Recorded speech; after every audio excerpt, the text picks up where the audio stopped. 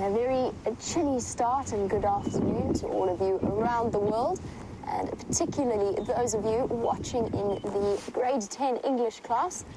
We're starting our afternoon off with some very damp, very chilly looking impala, and of course all rejoicing that we finally had some rain to break the drought that or at least do something to mitigate the drought that we've been experiencing.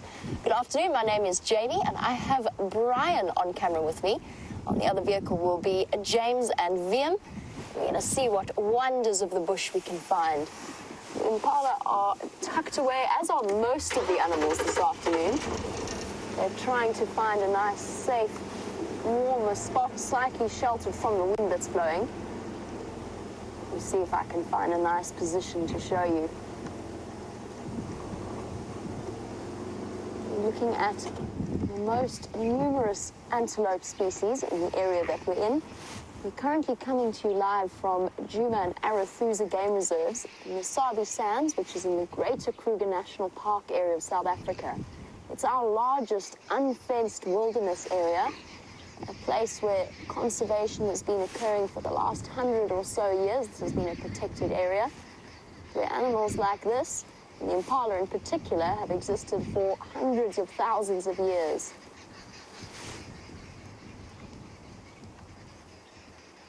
And as we sit and watch the impala, we're starting to just see them, although they're very busy with their meals now. They're just starting to come into their rutting season, and Sarah was wondering whether or not I've ever seen of animals fighting, whether it was over food or what might be their motivation. And in the next couple of weeks, Sarah, we're going to see the impala seriously coming to physical blows, chasing each other around.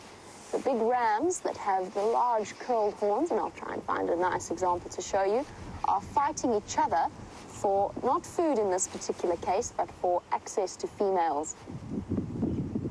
Although it looks very green and very damp at the moment after our night and morning of solid rain, there's also animals coming into conflict at the moment over water sources. We've seen elephants chasing buffalo, buffalo chasing wildebeest. There you go, there's a nice big ram. To show you what I mean, that's a mature impala ram. In the next few months, when mating season comes along, an impala will have a mating season that is very set. It's at a very set time of year. And during that time, he will try to gather a harem of ladies. He will collect them together, he'll chase them and keep them from running away, and then he will fend off any competitors of a similar size. And it's only really when they're about 4 years or older, and their horns are fully grown, as they are in this individual, that they are able to compete with each other for access to females. And he'll collect a harem and keep it for about a week, during which time he will do nothing. He will not feed, he will not groom. He will just chase females and fight off other male competitors. And already last year's babies, to try and look for them, are almost the size of the adults. It's incredible how fast they grow. I'm going to continue on. Since our impala are hiding behind the bushes, I'll see what I can find. In the meantime, why don't you jump onto the back of James's vehicle and find out what he has to show you. Good afternoon, Mrs. Lassiter and Mr. Phelps's English classrooms. Very nice to see you. Well, not see you. You can see me, of course. That is, in fact, not me in the picture. That is a bird called a crested barbet, and interestingly, sitting above a termite mound. And what it's doing there is, unsurprisingly, looking for termites to eat. And we just saw a big raptor, which would normally be eating lizards or small rodents, fly up off the ground. But when the rich food source that is termites is available, what you will find is that lots and lots of different kinds of birds will come down and sit there and eat the termites. My name is James Henry. On camera is Wium today. Hello, Wium. Wium is sporting a beard, the likes of which most hipsters would be extremely proud.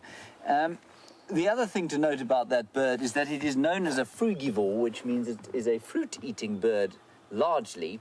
But, as I say, when the rich protein and carbohydrate and fatty source of food that is termites are available, so the bird will eat the termites. Please excuse the English in the last sentence I used. It was very poor. Don't ever use it in the same way. Right, let us press along, see what else we can find. We did see some impala just up ahead, and we're hoping, well, we don't know what's out there today because we didn't go out this morning on account of the fact that there was a large amount of rain during the course of the day. That is very exciting for us, but it does mean that we have no idea who was moving around this morning and who wasn't. So we will be looking at the road, seeing if we can find any tracks, which are basically footprints, or any other signs that there might be some animals about the place. There were lions in this area yesterday. Lions will move during the night, so I think it's unlikely that they're in the same area. And they will also move when it's rainy and miserable. It keeps them a bit warmer when they walk around. And last night we had tremendous downpour, about 60 millimeters, 68 millimeters of rain. Inches, that is roughly, it's almost 4 inches of rain, which for this area is a massive, massive downpour. Going to one end of the property, these impala are rutting. Look, they're starting to fight. And Jamie was just telling you about them having a fight. You can see them running through there. The reason I don't want to go forward is because there's another interesting thing to show you. But here they come again. I'm not sure if you heard that, but it is a terrifying roaring noise. And if you don't know what that sound is and you happen to be walking through the bush on foot, as I found myself very early on in my guiding career, I thought I was going to be set upon by numbers of voracious predators who would want to eat me. But in fact, it was just the humble impala who were rutting, of course, and they're rutting because it is coming into mating season and they're full of testosterone. Now, there's a bird, the very bird that just flew up underneath that crested barbet, and it too was eating a whole lot of termites, and that is a juvenile, in other words, young bateleur eagle. Now, the bateleur eagle is a magnificent looking bird, and in his adult form, he's a bit drab as a youngster. But I mean, you know, we all go through ugly phases of life. Some of us are still going through them. Not so, Wium. Indeed. And the bateleur is a brilliant looking fellow. That's him there. He's at the top of the page there. And that's him as an adult, him and her. Beautiful red face, red feet, but you can see extremely drab as a juvenile. Now, the bateleur takes 7 years, if you can believe it, to get to that adult plumage. And until then, he is that drab brown color. But the most interesting thing about a bateleur is not so much how he looks. That tends to be the same as it is with human beings. The most interesting thing about this bateleur is the way he flies. He has no tail. Watch carefully. It's going to go up now. Shallow wing beats. And he has absolutely no tail. Well, that one does. The adults have no tail. And it takes them 7 years to learn to fly without a tail because it is such an incredibly unstable way of flying. So it takes 7 years. Each year, that tail just gets slightly shorter and shorter and shorter and shorter until they're adults. And then it's just a flying wing. And it's incredibly difficult to balance like that. And that's how they fly. And that's given rise to their name, bateleur.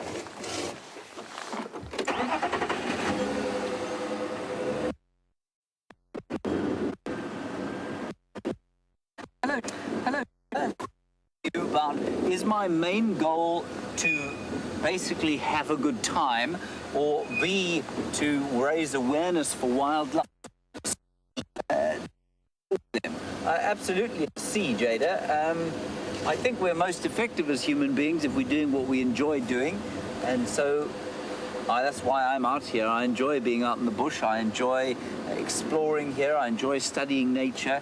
But at the same time, I really enjoy communicating with people through the medium of this lens. And I think that the joy and wonder of being in the wilderness is the best possible way to conserve it. That's how we will conserve the wild. Just let's find out what's going on here.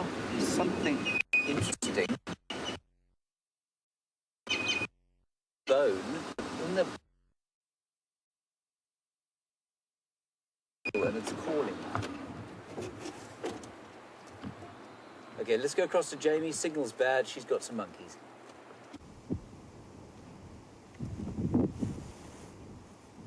Now look very carefully and see if you can spot the vervet monkeys that have been hiding in the bush.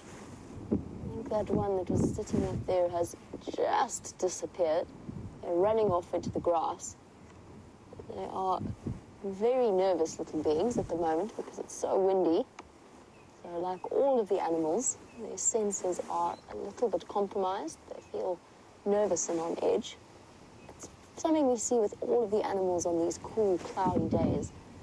Now, an animal like a monkey is a really useful indicator. When they sit up on the top of the trees like that, they've got excellent eyesight, and they alarm call at the presence of predators. Anything from a big bird of prey, maybe even that bateleur that you were looking at with James, or leopards or lions. They'll do their typical monkey alarm call, which is a sound that they make. And that's actually where their local name, Nkau, comes from. It's their alarm call. There's a lovely Ndebele story about the wonderful and proud leopard. Now, the Ndebele people are just a little bit further to the northwest of, or the northeast, sorry, of where we are at the moment.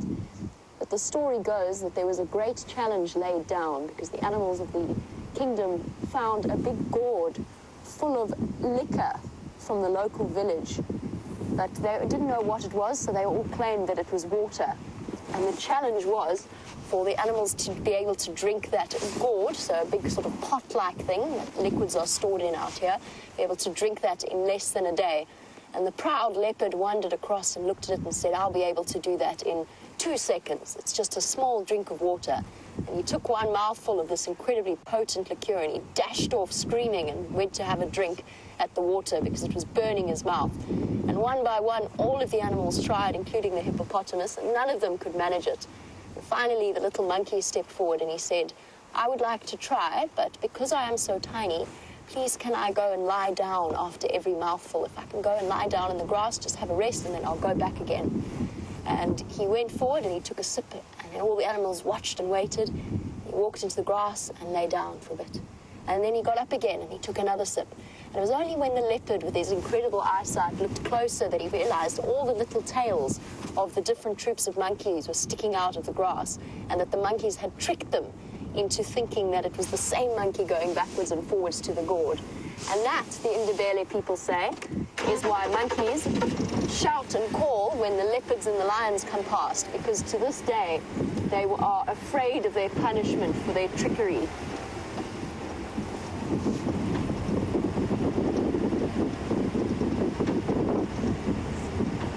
On a rainy day like today, this is when the animals tend to hide in the thick bush.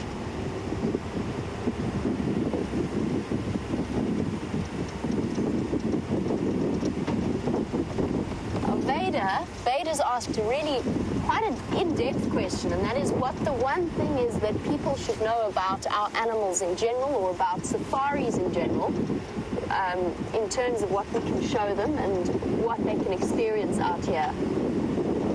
Vader, that's a really tricky question. I think that what people should realize, to me, one of the most important things is just how interconnected everything is. Everything out here has evolved alongside everything else. So the lions have evolved to hunt during the night to avoid us as apex predators, and the cheetah have evolved during the day to hunt during the day so that they don't come into competition with the lions. Certain tree species are pollinated by only one species of wasp, and so on. So everything, even the grasslands, the shape of the environment, the trees that you're looking at the moment, are connected to the presence of elephants out here and the way that they push it through, and the soil types. And the reason I say that that is such an important aspect, if I had to pick one thing that is important, and it's a difficult one to pick one thing, but if I had to pick one thing, that would be it, because that is why it is so crucial to protect absolutely and to value everything from the smallest millipede to the biggest elephant and the tallest giraffe and the most fearsome lion. They're all connected in a way that we're actually only just now beginning to fully understand. And our understanding of conservation as a whole has grown evolved with it and changed in the way that we choose to protect and how we think that we are best protecting this incredible environment that we get to share. Vader, that would be my answer, but it's a very broad question. I think for me, I know that you asked James about whether our main purpose was raising awareness or for pure entertainment. And for me, one equals the other. Basically, I think for all of the presenters and for all of us, our primary love of the job that we do comes from being able to share our fascination and our enjoyment of this environment with others. There we go. That would be my one answer to your question. I'm going to send you back across to James. Let's see what he's up to, and I'll catch up with you soon.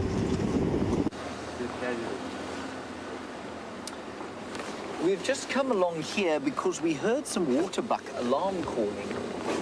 And we thought maybe there might be a predator around. So we're just going to reverse back. I'll show you the waterbuck. We'll keep our eyes peeled and see what we can see. The waterbuck are still looking very startled. But let me turn around, then you can see them forwards. Just quickly. Now, what predators, of course, will startle all sorts of animals, even if they are too big for the actual predator that they've seen. So, for example, I think it's quite likely that we're in around an area where a female leopard was seen not too long ago. So if these waterbuck, which we're going to see now, have seen a leopard, they will alarm call at her. They'll make snorting noises to warn each other. And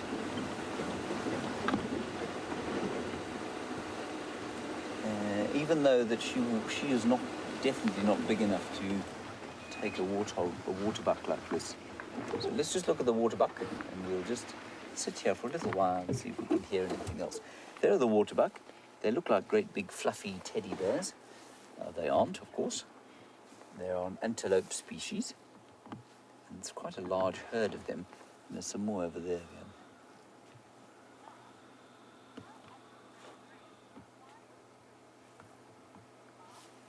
Mark, hello. You want to know how often it rains, Mark? One of the things about Africa is that its climate is massively variable. So the whole concept of an average rainfall on this continent is somewhat misleading. While we have an average rainfall here of about 550 to 600 millimeters of rain a year, sometimes it's as low as it has been this year. We've gone just over 100 millimeters now, and then, of course, it'll go all the way up to sort of 1,000 millimeters in a really kind of wet year.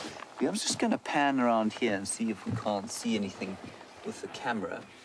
Anyway, so Mark, I mean, it's special that it's rained here because often it's dry, often it's kind of, we're waiting for moisture. It gets very hot around the summertime. But it's so special this time round because we're in the middle of the worst drought since 1904. So the hottest summer in recorded history. Now that is quite something to say, and I think it's evidence of a few things. Firstly, that the world is getting hotter, as we know, and secondly, I'm just listening. Waterbuck is still looking quite carefully, but now they seem to have relaxed a bit. Anyway, let's carry on a bit. Mark, so to say how often it rains here is basically so completely impossible. It will rain, it will vary so much that it's impossible to say. That said, we do know that during the winter months it won't rain, and that's probably from about the end of April all the way to September, October into spring. It won't rain at all. And then we're normally now, round about now, at the end of the rainy season, so most of our rain should have come in January and February, but we've had nothing. So that's why it's so incredibly exciting that we had that huge amount of rain last night. Like I say, almost 4 inches worth, which for out here is absolutely massive. Right, nothing going on there. Let's see what else we can find.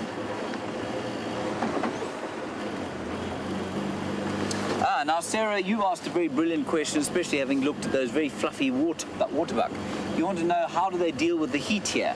Well, Sarah, first of all, those waterbuck, their hair looks a lot thicker than it actually is. It's actually quite thin and sparse, so although it's long, that gives it its thick look. It's not very luxuriant at all, so they are not affected by their fur. But Sarah, they lose heat in the same way that you and I lose heat. They sweat, they stand in the shade, they go into the water if it gets too hot, and then they also have a sophisticated thing, and I'm not sure how relevant this is to your your English learning, but they've got an amazing system called the carotid rete system, where the blood vessels coming out of the heart go into around the nose, and when they breathe in through their noses, that blood is cooled and it goes up into the brain and keeps the brain cool. There's a bateleur, there's an adult bateleur. It's actually not an adult, it's also a juvenile. You can see the way it flies, wobbling from side to side, very distinctive. So Sarah, those are the main ways that an animal stays cool, and a lot of them actually will keep their brains cool, and they're able to allow the rest of the body to get very hot, and oryx is a brilliant example of that. So their bodies can go up to 42 degrees Celsius, which is about, what would that be, about 109 degrees, 110 degrees Fahrenheit, which you know that as a mammal, your proteins will start to denature pretty soon after that. But their brains remain at a sort of a crispy 36.5 or 37, 98 degrees Fahrenheit, which is, of course, the body temperature that you and I have, and that's kind of optimal for all mammals. That's how they stay cool. And I think coolth is not so much an issue as is warmth for a lot of the animals. If we suddenly have a cold snap, you can get an animal die off. So this rain would have been very difficult for a lot of the very small antelope to deal with. Remember, we've got new kudus, new waterbuck around at the moment, and also we've got lots of little impala lambs running around, so they would have struggled during the cold last night. Jamie's got some warthogs. Let's go and have a look at them.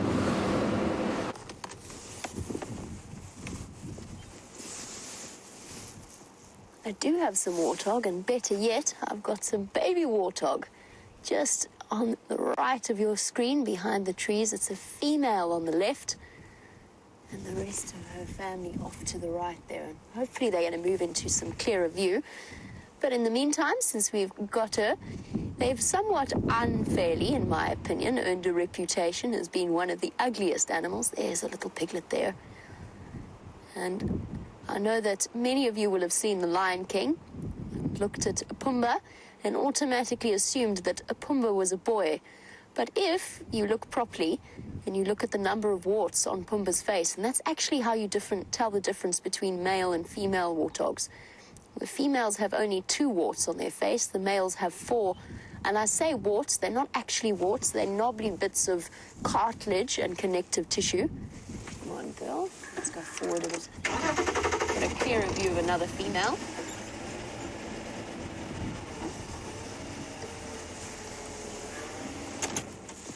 So Pumbaa is actually a female.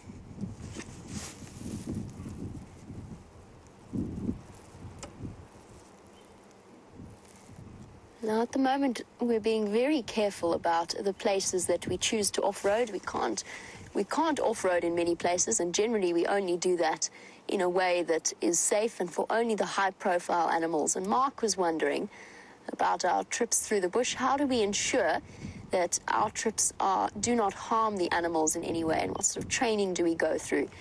And it's a very important aspect of this, Mark, because essential to the animals' conservation is their appeal as a tourism draw. So the more people want to come and see them, to view them, the more money they will generate that can then be used in efforts to conserve them. But at the same time, as you said, you don't want to have an impact on them. And it's an important combination of training and experience and reading the animal's body language to make sure that you are not in their personal space. To say that we don't have an impact on them is completely unrealistic. We do to an extent. Our vehicle moves past them. It just so happens that after as many years as these animals have experienced cars going past them, they've learned to ignore them. They don't bother them. But if, for example, we come along in the middle of a hunt, then we immediately switch off. We let the animals go about their daily business without trying to reposition to get a better view. You just have to let it unfold as it would naturally. And at night, we don't ever shine our spotlights on diurnal or daytime animals, because prolonged exposure to the light is actually going to take away from their ability to see in the dark. So those are a couple, just one or two of the things that we do, but it extends from everything to driving off-road. This particular area I'm driving in, there's no way I would even consider it after rain without doing considerable damage to the area. And you just make sure that you have as much of a negligible impact as possible on the animal. And always an important rule, animals have a personal space boundary. There's a zone at which they are alert and uncomfortable in your presence, and you never want to breach that distance. And on that subject, of course, we, as guides, first and foremost for us, our ethics is most important, and our love of what we're doing is most important. And Madison was wondering whether or not I've ever become attached to an animal, and I presume you mean in a wild context rather than a domestic context. Madison, yes, I have, multiple times. I actually used to work in a much smaller area, and I worked a great deal with rhino, and I've got very, very attached. I've spent many, many hours tracking and following particular individuals and making sure that they were okay. So that is something that I've formed a major attachment to. And then, of course, now working in this particular area with the knowledge that we have from our viewers who've been watching the animals for years and years, I know they've formed a very intense attachment. It would be next to impossible for us to see these animals every day, to follow their stories, to follow their successes and their triumphs and their heartbreaks without forming some sense of attachment to them. But yes, it does happen. It's something that is difficult, because once you do that and you name them and you form a bond with them, then you become intricately involved. Your emotions are entangled with what happens to them, and nature is both beautiful and it can be very cruel at times. So you have to face it. You have to accept that if you love nature, that comes with the losses involved as well as the joyous and wonderful moments as well. Like, for example, yesterday, Madison, just having looked at those warthogs, there was a very ill female warthog, and yesterday we happened to bump into a male lion that pulled her out of her tunnel, out of her burrow, but she had already died. But it was just very sad to see. We've been seeing her regularly. She had 2 piglets. And Jalen was wondering, how big can a warthog get? The answer, Jalen, is pretty hefty, actually. Not much bigger than the females we saw there. Probably a male would be about a third extra of that size. So if you're familiar with Staffordshire Bull Terriers, is what I usually compare them to, a really big male warthog would probably equate to about that size and weight. There's also a lovely story about why the warthog is so ugly. I personally don't think they're ugly, but there is a story about it. And it stems also from further north in Africa. And that is that the warthog used to be beautiful and very boastful. Got a lot of little impalas here. I'll try and find you a nice view. The warthog was beautiful and boastful and vain, and he went out of his burrow one day and went to go and find somebody to boast to about how beautiful he was. And while he was doing that, the porcupine went into his burrow and settled down for a nice rest. The warthog found a male lion, and he was parading around in front of him to say how gorgeous he was. These impala are also equally pretty. And the male lion was in a terrible mood, and he finally lost his temper with the boastful warthog and chased him back to his burrow. And warthog shot inside, face forward, and straight into the porcupine quills at the back. And from that day onwards, he was full of bumps and knolls and scars. And that's why the warthog is no longer pretty, and also why the warthog always backs into his burrow, which they do, bottom first. Of course, in fact, the reason that they back into their burrow in that way is so that their tusks are facing forward and they can defend themselves where possible if there's any kind of threat to them. Impala, on the other hand, really you cannot argue with the fact that they must be one of the most attractive antelope species. Their dusky red color, nibbling away at the leaves. Now, it's not just the big mammals that we stop for, one of the things you've got to enjoy is some of the little minutiae that the bush has to offer. So let's have a look at the tiny little creature that James has found. Right, I'm standing here. Well, I'm actually lying down on a castle of clay, so-called the termite mound of Macrotermes natalensis, the world's most astonishing animal, I believe. And there are lots and lots of termites here. You can see them. You might be able to see a soldier here. I'll try and bring him to you. He has got nasty little pincers on the front of his face, and he's there to defend the workers, who are the ones without the pincers, and they've been building here, and they will do this after rain. They will start to build the mound like that. And this whole mound that I'm lying on is probably about maybe 20 to 30 years old, and inside it is a queen, and she would have been replaced at various stages. She can live for 15 years, a queen termite, so that's pretty impressive. Now, what I will try and do is bring you one of these termites. I am, of course, taking a great risk by doing this because they do bite rather viciously. Ah! It's the best way to catch them, of course. That is a termite, and you can see that he is savaging my finger. This is deeply painful. Luckily, I am extremely brave, aren't I, Wium? Oh, dear. He's gone. I'll have to fetch him, put him back on his home. There we go. There we go. See, I am rescuing him. We'll put him back. So, the interesting thing about these termites... Oh, let go. Come on now. Is that they are what we call fungus-growing termites. Now, most of the animals in the world, believe it or not, cannot digest plant material. So every grazer that you've ever seen, every horse, every cow, every deer, every moose, is unable to digest grass. Did you know that? And that means that they need help to do that. And the help normally comes in the form of bacteria in the gut. But now, these termites don't have that bacteria in the gut, so what they do is they grow fungus. They have gardens of fungus underneath the mound here that will help them digest that plant material. So they put their dung on a special garden, the fungus grows, and they eat the fungus, and that's how they derive their nutrition, which I think is the most amazing adaptation to surviving and eating cellulose and lignin, which are the two main substances that make up the structural parts of plants. Right, on we go. Let's see what else we can find.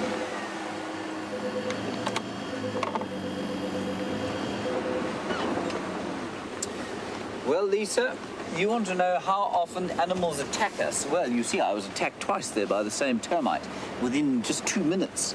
And the only defense from that, of course, is to put the termite back in his home. Lisa, in all seriousness, people tend to think of Africa as a dangerous place, that we're driving along here, and in fact the whole wilderness, even the wilderness in the United States, people think of as being dangerous. It is a dangerous place if you don't know what you're doing, and if you don't know how to react to certain situations. Animals, by and large, in fact almost I would say 90% of mammals are not going to attack you unless they feel tremendously threatened by you. That is certainly the case of just about every single African animal, which means that unless you corner an animal, unless you really threaten it, it will leave you alone. What do you see here? Steenbok is unlikely to attack us. Yeah, with my back. Sorry. Here we go, little antelope. Tiny little antelope called a steenbok. That's the smallest antelope we get there, weighing in at just over 20 pounds. You can see him there, he's very nervous of us.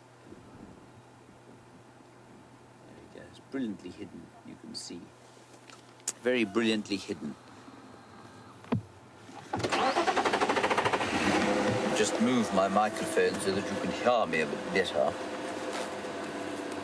There we go, that should be a bit better.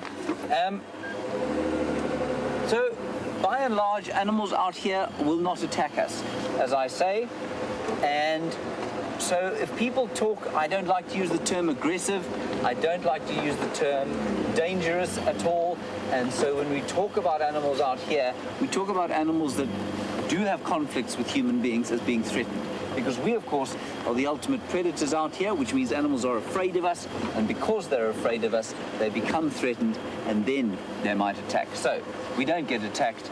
It's very unusual to get attacked, and if you do get attacked, it's normally because you have not read an animal's behavior correctly and you've stepped into the space where they don't want you to be. Okay, let's head across to Jamie, see what else she's got.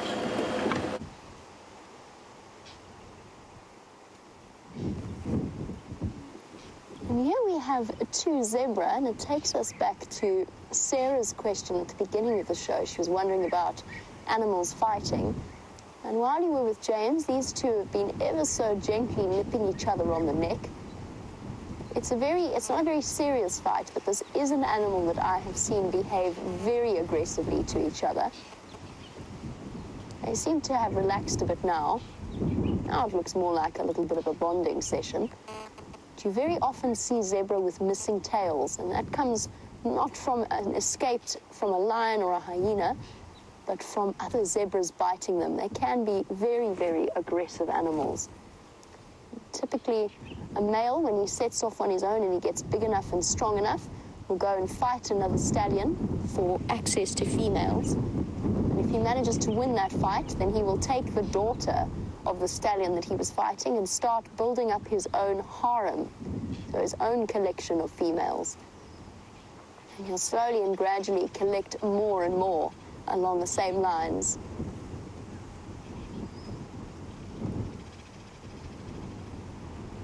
There you go, ears back a little bit.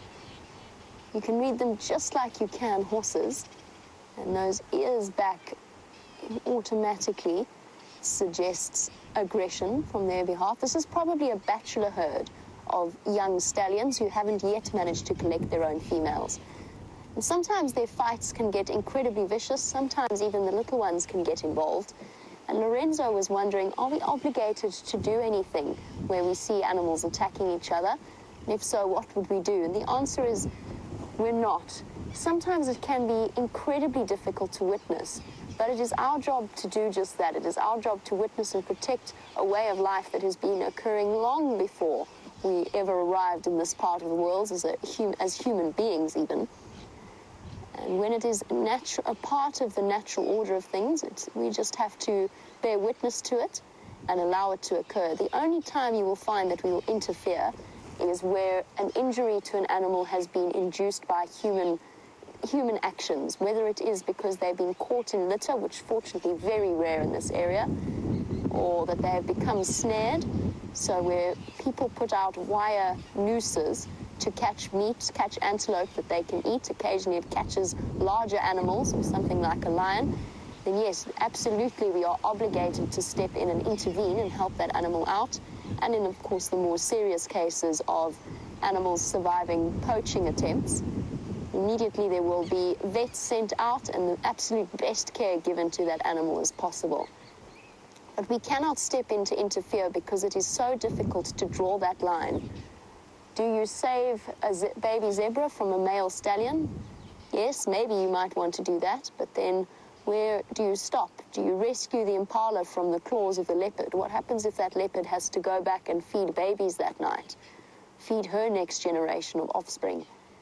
It's far too difficult and far too grey an area for us to interfere. We just have to let the scenarios play out as they always have. And at the end of the day, the animal's balance, as I mentioned, we're learning more and more about the way things interact.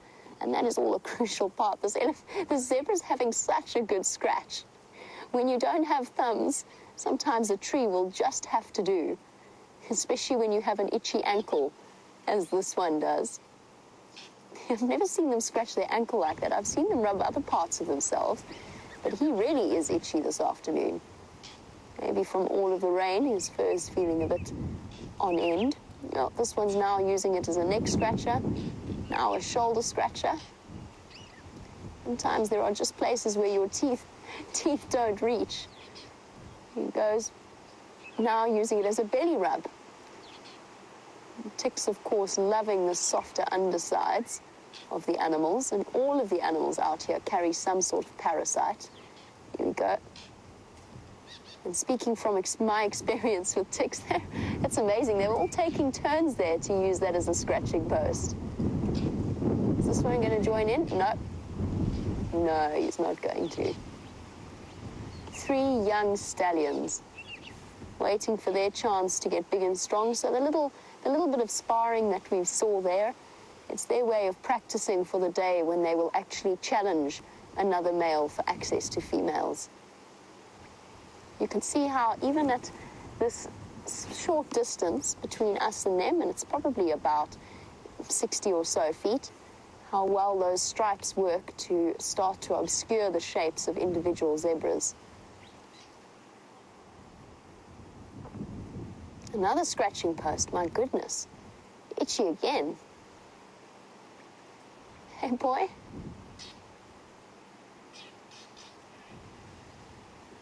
As our zebra disappear into the bushes, James has found, in my opinion, one of the most attractive antelope species that we have in the entire Sabi Sands. So why don't you go and have a look?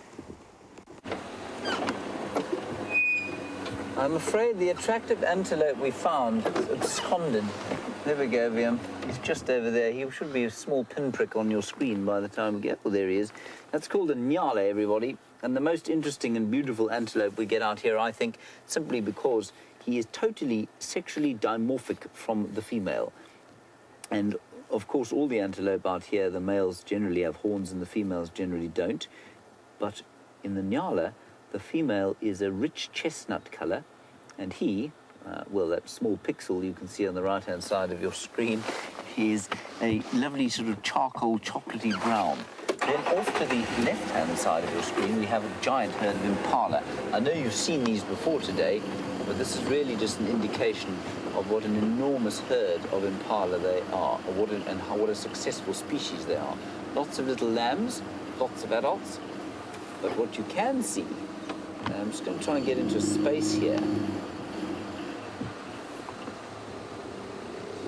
is the fact that they are now starting to show signs of distress as a result of the drought. They are skinny, their ribs are starting to show, which normally they wouldn't, and you've got to look a bit carefully if you want to see it. But you can see that their ribs are starting to show. 1 or 2 of them, their hips are starting to show, and all the ruminants and all the herbivores, when their hips start to show like that, you know that they are getting skinny and things are a little bit tough on the nutritional front. So they're going to struggle a bit. Now, this rain would have helped them. Of course, we've got to the end of the growing season, so there won't be a huge flush of grass as a result of that rain. There we go. Now, Nicole, you want to know if there are any sort of areas that all the animals seem to head towards? No, there aren't. There will be some seasonal migration around here, but remember that most of the water in the Kruger National Park is pretty fixed. And so, yes, animals will move to and from water, but there are no kind of specific areas that all the animals will move to, no. Remember, water is the limiting factor out here. Water is the one thing that none of the animals, well, there are a few of them, but very few animals can do without. Impala, a great example of that. Elephants, another brilliant example of animals that cannot do without water, and so they must drink every single day. And so, at a time like this, when water is scarce, they will all tend to move towards the water points that there are. But there are some sort of fixed water points in the private reserves where we are, because because the landowners do pump water for the animals. And that's obviously a fairly controversial practice as far as ecology goes. All right, we're on the boundary of our reserve now, and we were hoping to see if we couldn't find some lion tracks along here.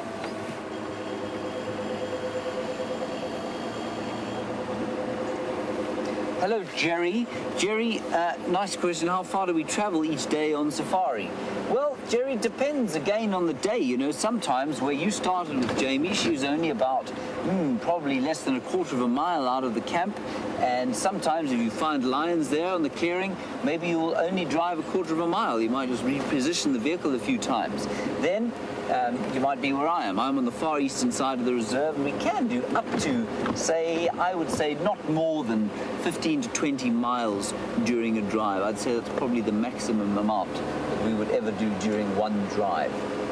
But if you go to East Africa where the space is much larger, or you go north of us into the Timbavati or south of us into the larger properties of the Sabi Sands, well, you can easily drive 50 kilometers, or what would that be in miles? Probably about, I don't know, 50 kilometers must be 30 miles. So 30 miles in a drive, and sometimes even more than that.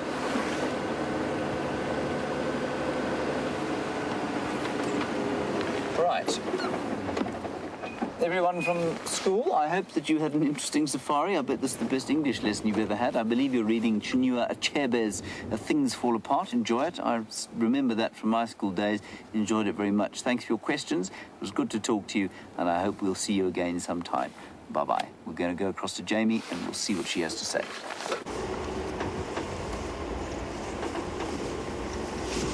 I haven't actually personally read Things Fall Apart, but I have read some of the other Achebe books, and I do hope that you continue to enjoy your syllabus. But we come to the end now of the school portion of our Sunset Safari. As always, it's wonderful to have you guys on the back of the vehicle with us, and I hope that some of you will head home and actually join us for the other safaris that we do twice a day. I hope that we can inspire an interest and a love of the nature that we have around us and that we have to share. And on that note, I'm going to say farewell to the English classes of Mr. Phelps and Miss Latifa. And I hope you enjoy the rest of your day at school. And maybe we will get to see you back on our vehicle once again in future. Cheers, guys. And onwards on our Sunset Safari, right to our regular audience. Hands up who wants to go to Treehouse Dam and see how much rain and how full it is. Brian's putting his hand up, I'm putting my hand up. That is where we're on our way, because the rainfall last night was absolutely phenomenal. Totally, I mean, we knew there was rain coming, although there were some deniers. There were some doubters in the camp last night who were saying it was going to blow over and it was all a storm in a teacup and all of that. I was not amongst them for once. We had a bet going as to when the rain would start, and my guess was at 1 o'clock in the morning. It actually started my guess was at 1, Kirsty's guess was at 3, Kirsty, of course, being one of our lovely directors, and she guessed it was going to start at 3 o'clock, and it turned out it started at 12 o'clock, and the reason why we have such an accurate knowledge as to when the rain started is because it started raining on Kirsty's head through her roof. So not only did I win the bet, but poor Kirsty got drenched in the middle of the night. But yes, we are all rejoicing the arrival of the rain. The one thing I will say, though, as we're driving along, is as wonderful as rain like that is, and it is wonderful, a huge amount dropped in a small space of time like that has done some serious impact to the topsoils. So it's washed away a lot. It's less noticeable where I'm driving here, and more so sort of towards quarantine area. And you can really see the runoff that's come all the way from the top of the clearings down towards the dam. Quite extraordinary to witness. After we go to check on Treehouse Dam, as you can imagine, we've got something of a clean slate. Quite literally, there are no tracks. We'll be able to try and see if we can follow up on that incredible lion sighting that we had yesterday on the Sunset Safari.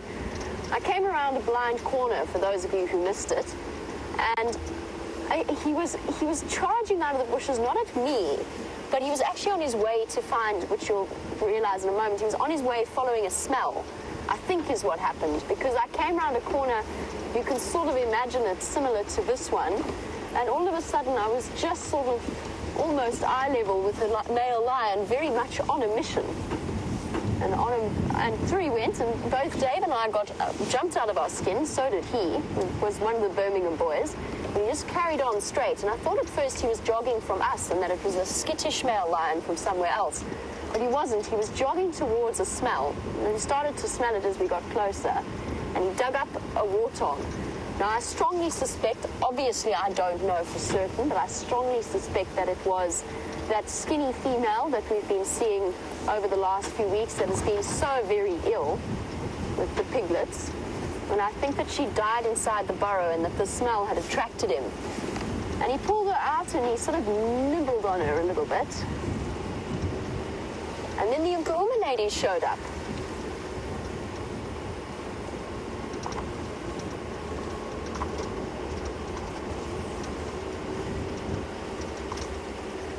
really good point. So yesterday evening when he pulled the warthog out of the burrow, there's one very, very skittish wildebeest. I don't think he's going to stick around. I know you guys have been upset that we hardly ever see the wildebeest herd anymore. Sorry, guys, I'll get back to that in a moment. But there's the skittish male that lives in this area.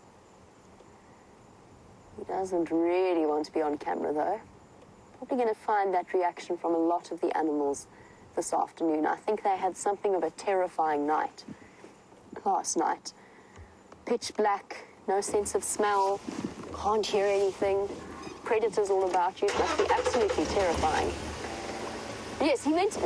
This Birmingham boy went down to dig out the warthog, and he tugged her out, and you could actually see once he had her out and he started feeding on her, you could see where he pulled her tail off. And both Marlo and Tammy were wondering if he pulled her tail off first, then does that mean she went into her burrow head first, or could she turn around?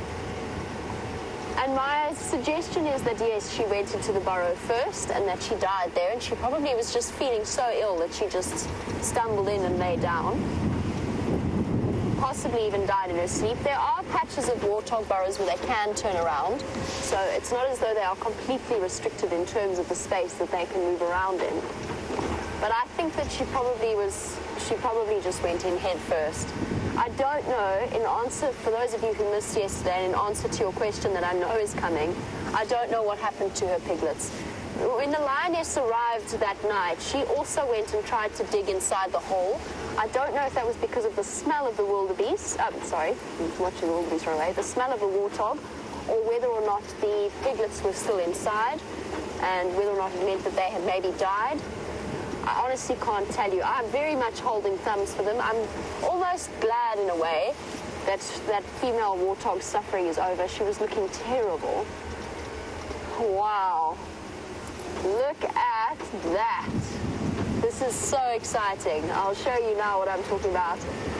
Those of you who've been watching the slow sort of disappearance of Treehouse Dam, let's just have a look at this. Awesome. So much water. I'll go up onto the dam wall in a moment. I know how slippery it is up there, though, after it rains.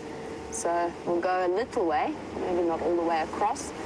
I nearly slid down that side once before, so I'm less than keen to repeat that experience. Let's go have a look at this.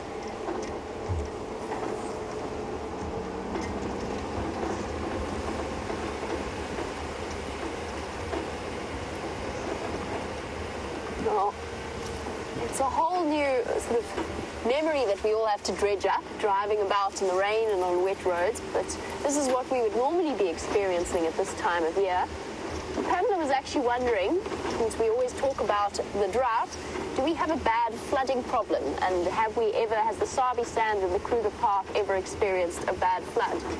The answer to that, Pamela, is if you ever go to Kruger, you will see some of the flood marks. What they've done is they've marked the position of where the great floods happened. In my memory over the last few years, sorry, just look at this dam. In my memory over the last few years, there was a huge flood in 2000. And then there was one fairly recently in 2013, with a couple of minor floods in between. Where I used to work, which is not that far from here, there was an absolutely enormous flood that washed away half of the lodges on the reserve that I worked at. The river went up. We would have been, at some of the river crossings, we would have been easily 6 meters and under. Out here, in this particular section on Djuma and Arathusa, there are no sort of flowing rivers. So the chances of a river flooding up is unlikely, but the dams can certainly break their dam walls, as has happened at Vuyatela clearly from what I can see before. You can see that dip that we go through is a place where the dam wall has broken through, and you get all of those erosion channels that run along it. I'm not going to go along this dam wall. I'm going to go backwards and across the other side. It gets very deceptively slippery after rain. But Pamela, it does happen. Apparently, the Mulwati even flowed recently. due to the rains last night, so that could flood, but it's unlikely to happen. It's more areas in, for example, the southern Sabi sands around the Sabi and the Sand River that you'll get the very serious floods.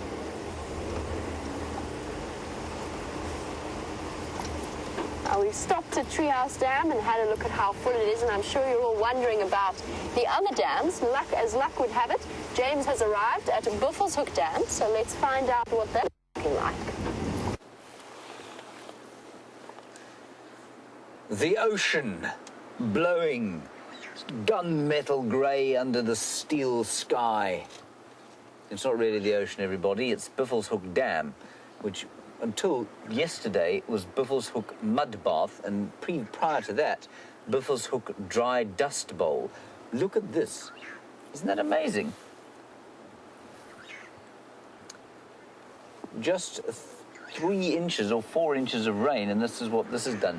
So a lot of this would have just collected here, of course, because it's a very clay bottom, so that will hold water, and some of it, I suspect, would have come down the drainage line. I think we had enough probably to cause a slight flash flooding in the drainage lines, and so much like with Treehouse Dam and with Djuma Dam, I think that it will be largely as a result of actual collection rather than water flowing down through the drainage line, which is what Wium is showing you.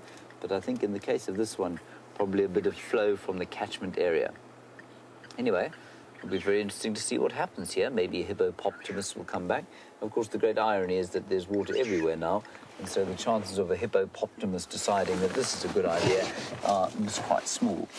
Anyway, I think it's really interesting to see it like this, and we haven't seen it like this, what, since November? Last ice age. The last ice age. Wium's lost his mind. He's lost his mind. Right, let's continue and see what we can see. Unfortunately, nothing is drinking here, and I found no further tracks, but nobody has found tracks of the Nkahuma Pride since they were last seen last night. I suspect quite strongly that, well, I don't know what they did, because they were right on the boundary of this territory. They're right on the southern boundary. They were kind of almost in Styx territory there, and so I don't think they would have gone further south. So whether they popped up around here, I'm not sure, because I'm sure Jamie has mentioned when she was chatting about tracking, no, it was me that was chatting about tracking, the area is quite difficult to track in when it's like this, because the tops of the roads are covered in a sort of crust after the rain, and so if you're a soft-footed animal, like a lion, you won't leave any obvious signs, whereas if you've got sharp, pointy little hoofs, like a steenbok, for example, then you will leave very obvious signs. So it's quite possible, it's quite easy to miss the tracks of a pride of lions on roads like this after rain. But it's always fascinating to see. I was quite excited to come, I was very excited to come out this afternoon, just to see the change after all that rain. Now, Diana, this is a question, obviously, from somebody in the Northern Hemisphere. Is there any chance of trees falling as a result of the rain? I'm assuming either because you think that there may have been some flooding, which would have inundated the soils and caused the trees to fall over, or because of the wind from the storm, or because the leaves become so weighted that they might fall down. Highly unlikely, Diana. The soil here is largely quite sandy, but for in the dams, and so it will absorb the water very easily. The wind is, well, it was quite strong last night, but unless the tree is actually rotten inside, it won't push the trees over, and I don't think there was nearly enough rain to actually kind of inundate the trees to the extent that they might fall over or even lose limbs. So no, unlikely that it would result in trees falling over. Some wildebeest tracks there, as I was saying, obviously hard-hoofed animal. Unfortunately, doesn't seem to have been running from a pride of lions. Oh, Beefy. Hello, Beefy. Cat, you're in Tampa and you want to know about why perhaps there aren't animals drinking at the dams, or they're skittish after the storm. No, Cat, it's because they just don't have to go to the dams. There's water everywhere now. There will be puddles in every single block. And the animals, unless they're elephants, will be more than happy to drink from the small, dirty, muddy puddles. And so that's why you're not going to see animals rushing down, especially on a cool day like this when they would have hardly used any water. You're not going to have them rushing down to the dams. I think they are still a bit skittish. I don't think it's the result of the storm. I think it's the result of the fact that the weather still is windy and blustery and difficult for them to hear and see and smell predators. This buffalo is not particularly terrified. He's just not particularly accommodating. He obviously guards his privacy quite closely. Yeah, it's a nice buffalo. Continue along here. Oh, Jamie's got a nice raptor for you.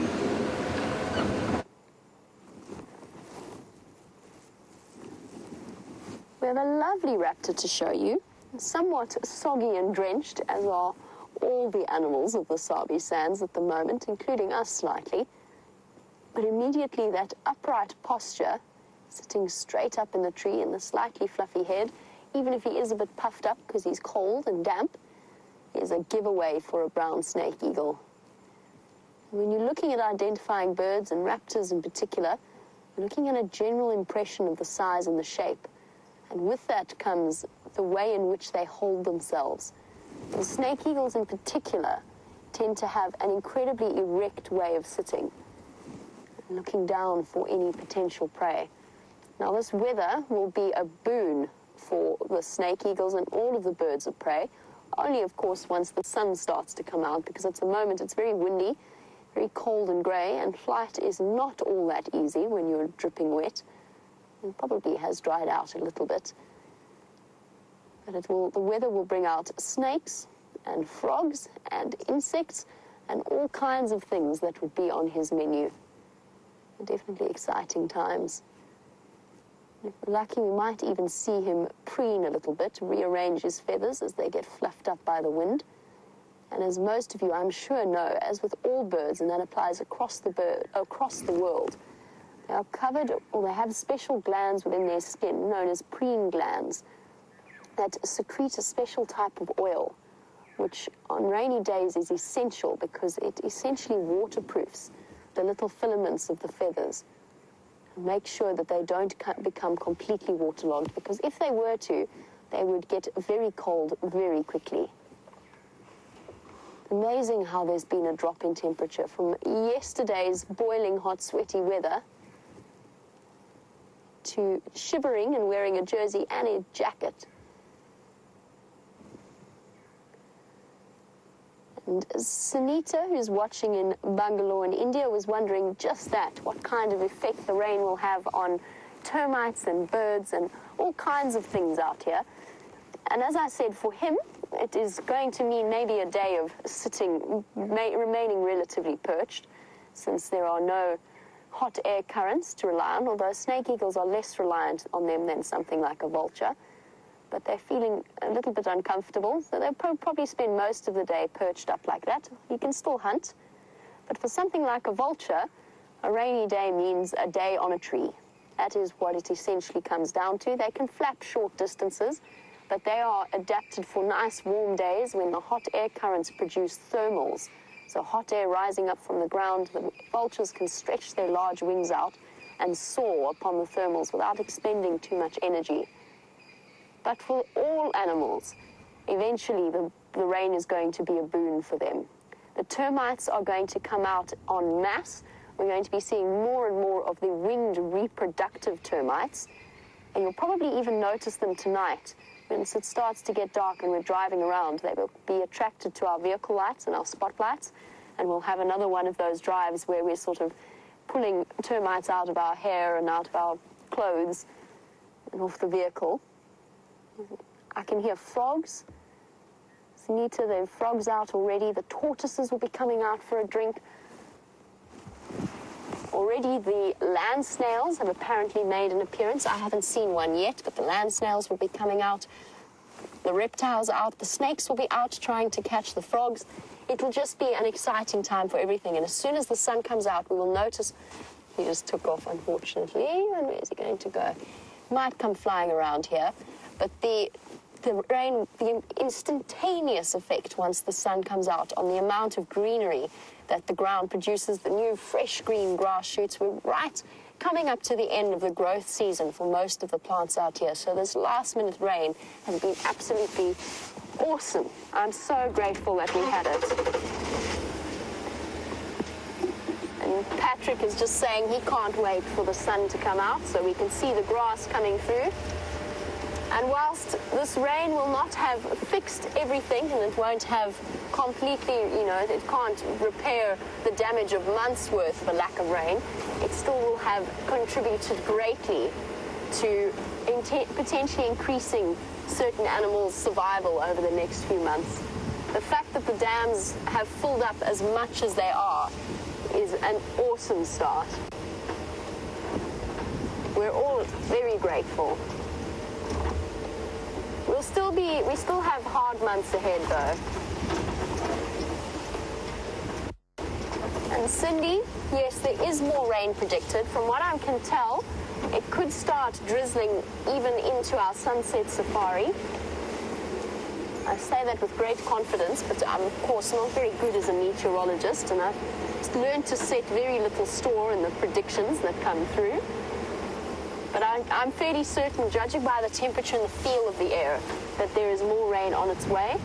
And it remains to be seen. I think it's meant to be cloudy for the next few days, whether that comes with drizzle or not.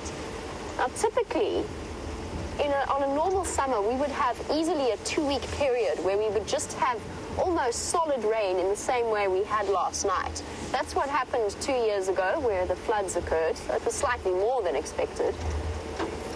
But that is a typical summer rainfall pattern, not what we've been experiencing at the moment. We should have been having downpours like this maybe once a week, maybe twice a week, and that would have put us on a more normal level.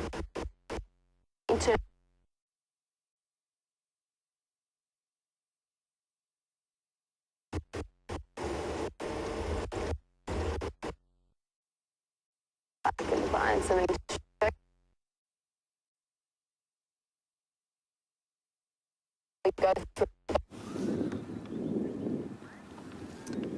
Well, we were just talking about animals that might want to come and have a drink.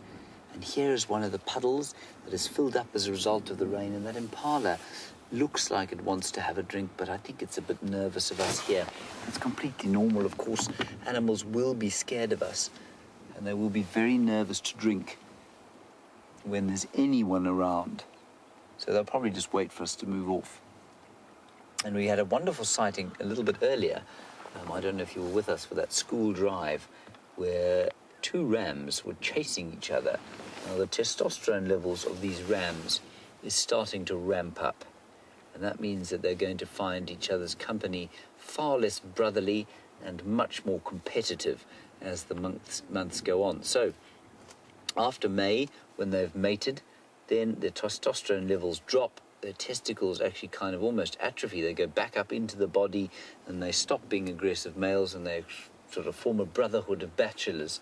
And then, round about this time of the year, as the day length starts to drop below a certain level, I'm not exactly sure which level that is, but somewhere around the middle of March, the day length becomes so short that their testosterone levels, that's what triggers an increase in their testosterone levels, and they start to get very cross with each other. And they don't want to be around each other anymore because, of course, they're competition for breeding females, and that will happen in May. So they're going to fight with each other for a good 2 months before they'll actually breed.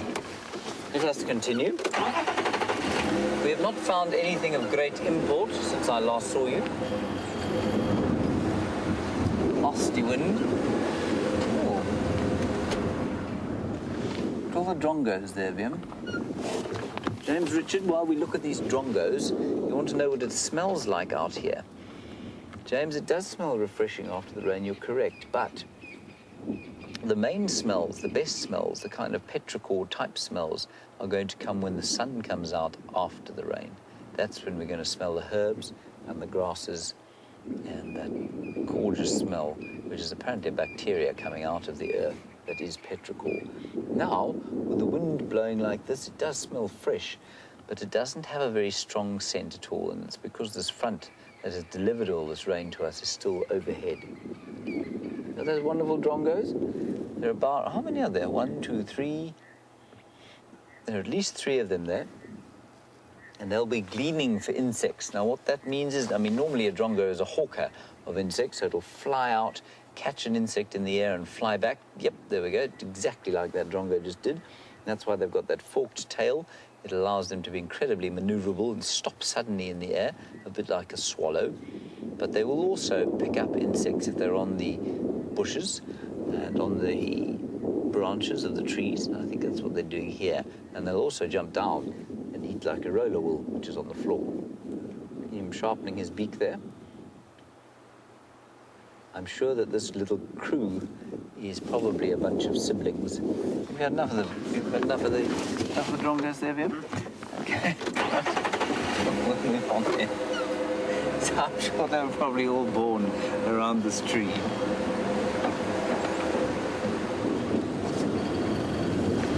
Hello, base or face, I'm not quite copying.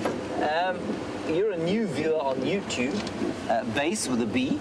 You're a new viewer on YouTube and you want to know how many different birds we have here at Djuma.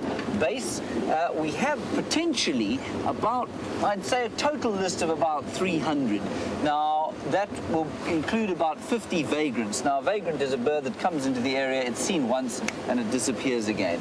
So I think you'd say you'd have a regular species list of about 250 birds, and it would go up to 300 depending on the year. In a very wet year, you'll get many more than you will in a very dry year like this year. Completely unlike today, but like this year, we've had a pretty, I'd say a pretty average birding summer. On a wet year, you'll get lots of different things that aren't normally here coming in. Things like the widow birds and white-winged widows and red-winged widows, and that's always an exciting thing to see when you've got a big year like that, especially when there are grasses, and the grass plants, when they get big and they produce lots of seeds, attract all sorts of birds that wouldn't normally be here. So base, why don't you start keeping a list? Lots of our viewers keep lists. I think the top one that I've read is about 200 strong already, so that's birds that have been seen on live drive, which I think is really impressive. I've seen 1 or 2 others with more species than that, but they tend to be works of fiction, a bit like J.K. Rowling would be proud of.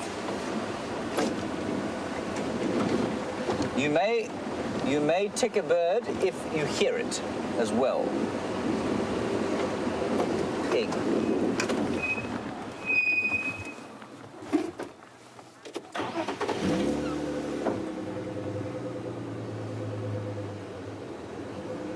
There's a big warthog boar in there. Well, he's big in so much that he's got an impressive set of tusks, but he's not actually very tall. Is he? Can you get anything of him there? I suppose there you go. Really impressive tusks, but he's not a big boar, so I think he's going to be a monster when he's really come into his own. While we peer at those white tusks through the bush, the one thing I want you to notice there is the colour white and how easy it is to spot out here. You can see the grey. You can hardly see the grey of that warthog, but that little kind of browny white mane that he's got and the whiteness of those tusks, you can absolutely see. Does beg the question as to why on earth they should be white like that. Look how brilliantly hidden he is. That's brilliant. What a brilliant picture. Yeah, this is I have to compliment you. I think that's a really excellent idea of yours. Helen, while we watch that warthog disappear, yeah, he's a young boar. He's going to be really impressively sized. You want to know if there's going to be an influx of insects as a result of the rain. Helen, there will be once it warms up. There won't be while it's still cold like this. And cold, of course, is a totally relative term. And so we've got about probably a few days before the heat comes again. Then the insects will come out. And you want to know if the migratory birds will be able to have enough time to lay on some fat with that insect boon before they leave. Helen, it's very touch and go at this stage. I think that the number of birds that are about to leave, I think they're going to start going pretty soon, maybe end of the month. So certainly they're going to be compromised. Will this help them? Absolutely it will help them. Would it put them at the stage that they would have been if we hadn't had a drought? No, I don't think it will. But it will definitely help them, especially if the heat comes. Remember, an insect is what we call poikilothermic or endothermic, which means it's like a fish or a frog or a reptile. It can't make heat on its own. It doesn't make, it does make metabolic heat, but it can't store it. So it does depend largely on the environment. And an insect, you've all seen a cold butterfly. And if you're ever confused about this, go and catch a beetle or a butterfly and put it in the fridge for a little while and see, not for too long, of course, put it in the fridge for a little while and you'll see how it becomes totally lethargic and unable to move. And the same has happened here. Of course, it's now got quite cold, or relatively cold. It's about 23 degrees apparently, a bit colder with the wind. And that means that the insects will be unable to move, or they will certainly struggle to move. And I found a beetle, well, I found about 74 beetles in my room today, and they were all just kind of limping about because it was a bit cool. And so they'll wait for the sun to come out, and then we're going to see lots and lots of insects coming out. And I'm sure there'll be another termite emergence, which will be wonderful. Nice question, that, Helen. You're obviously an astute birder.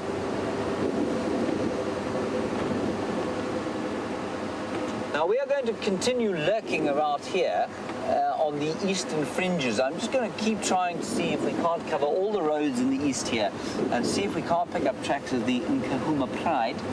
Jamie, I believe, is heading towards the hyena den, so that will be quite fun when she gets here. I'll be fascinated to know what those hyenas are doing. And I've no doubt many of you will want to ask whether the cubs will be affected by the rain. I think I'm going to let Jamie answer that, in case you do want to ask her. Somebody's come down this road, which means that I'm not going to do it now, because clearly there are no lines on it.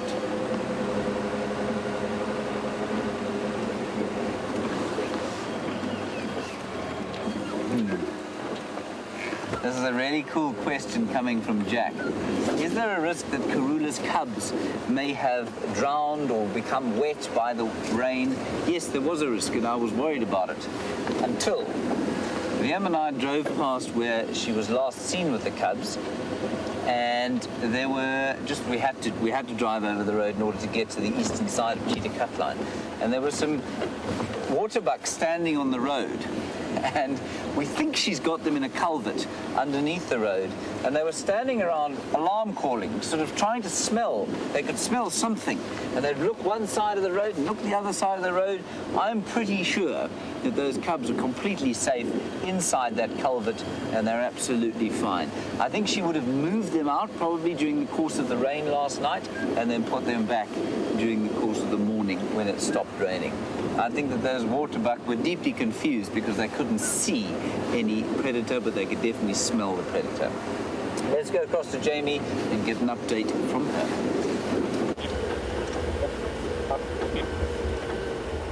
I'm just doing a little bit of a tour of the different dams. I'm actually slowly making my way towards the hyena den. That is my plan, since it is so nice and cool, and I was planning on getting there. Look at this, it's incredible. I was planning on heading there yesterday.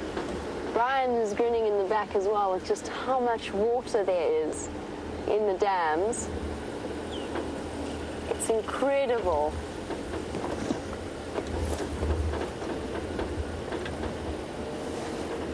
So there you go. For Leo and Shannon, who also wanted to come and see Djuma Dam, I'm going to have a look from this angle, which is close to where the pan or the dam camera is. And then I'm going to turn around and we'll go along the dam wall and we'll just have a look around there. You can hear frogs chirping away. Sounds like guttural toads as well.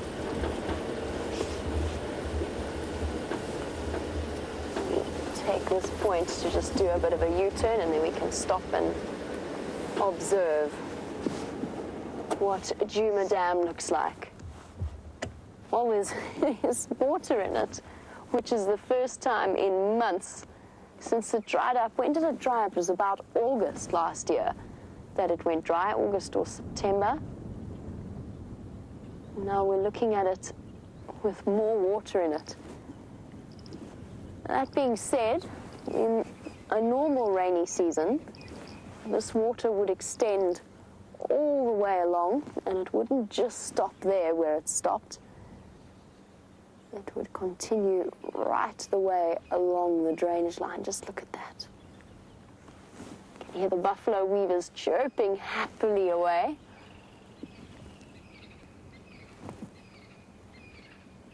Bird chorus is starting, and the pan in front of me, oh, he rolled into it, pan in front of me absolutely full of water without having to be pumped.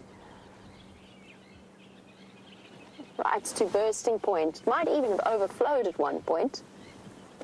And it just looks cleaner. It doesn't smell at all, does it, Bryan? No, not at all.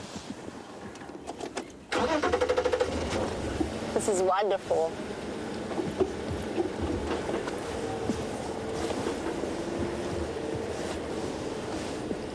That's a really good question from Sally, because it's something that I've been wondering about. And I actually went to go and investigate Buffelshoek on that subject. So Sally was wondering how long it's going to take, if the water stays in the water hole, for the fish, and in particular obviously the catfish, and maybe even killifish if there are any in this dam, but for the catfish, that when the dam dried out, we spoke to you about the ability of catfish to bury themselves in the mud and to surround themselves with a wonderful, it's semi-permeable mucous membrane that allowed them to breathe but didn't allow them to dry out. And Sally was wondering how long is it going to take for them to pop back out now that there is rain in the dam, water in the dam. And I have to be completely honest, Sally, I really honestly don't know. I'm going to speak to the other presenters about it and figure out if they know how long it will take, or if they think that the catfish are actually going to risk coming out, or whether they're going to wait until the proper rainy season next year. We know they can survive for up to a year, if not longer, but at least up to a year like that. And I was going to go down here, but I've just changed my mind, and I'll show you why. Just if we can have a look at what's happened to this road. The roads are completely waterlogged. Now that's one vehicle's passage through there. I don't want to add to it. Already I'm driving in low range just to try and minimize the amount of acceleration I have to do, so therefore the trenches that I dig in the road. I was going to go that way, and I was going to show you the view over the dam wall, but my apologies, we're not going to add. They've just fixed this patch for everybody. I don't want to make it any worse. I'd feel terrible. That's just pure bad manners. They've spent so much time and effort making that lovely bump and bolster so that the water doesn't run down and wash through those erosion channels. But speaking of erosion channels and Pamela's question about the flood, this is where obviously the dam wall broke at some point.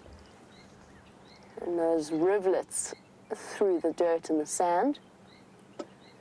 That was obviously caused at one point during a flood.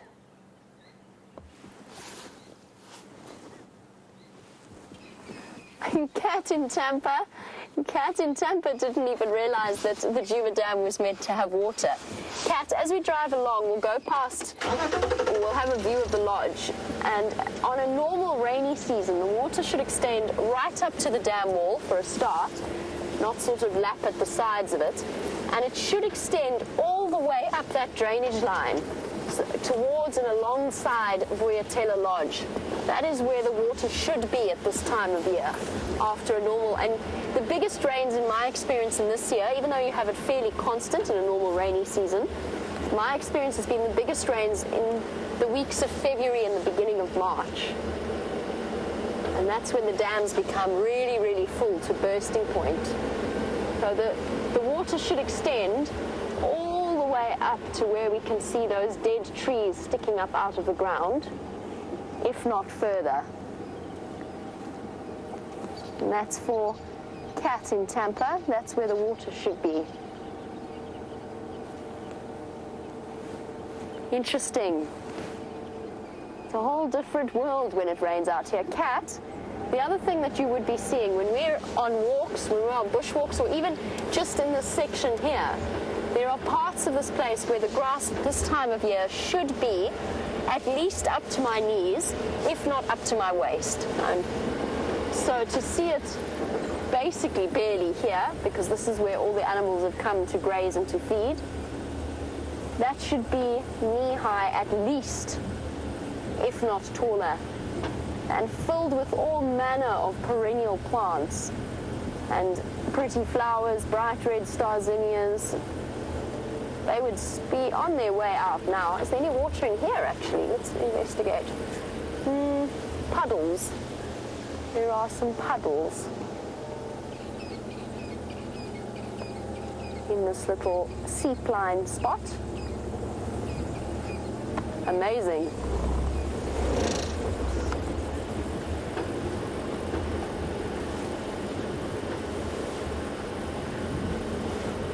And as we leave Djuma Dam, Pamela was wondering what happened to Peter the hippo that we usually see in the pan. It's actually been a couple of days since we last saw him. My suspicion is that he moved on. There were two at one point. My suspicion is that he moved on towards Sydney's dam. He got tired of spending half his day with his back sticking out in the sun and was able to, because of the hippos that were removed, obviously there was therefore enough space for him to move in and to take advantage of that. When buffaloes have been past at some point, the ground is all churned up. I'll try and show you when I see a nice point. You can see that the buffalo herd has been through here. Not the greatest light, but you can see it's not, there's patches where they've kicked up the dirt. It's not great light for tracking, this flat grey light. You can see the soil's been disturbed, and you'll have to just take my word for it that it was buffalo coming through. And on the subject of Peter the hippo, who has now moved off and is no longer inhabiting the pan, an update on our friendly elephant, Mr. Asbo, who paid us another visit yesterday after my morning. I started my morning safari by just giving a demonstration as to what he'd done to the driveway before I chased him out so that I could leave. He has now tried or attempted to step on the pool deck, and consequently it is now broken. I think he learned his lesson though. He didn't try and move forward, luckily. He didn't try to carry on his movement. So let's see if these impala rams continue their little sparring session.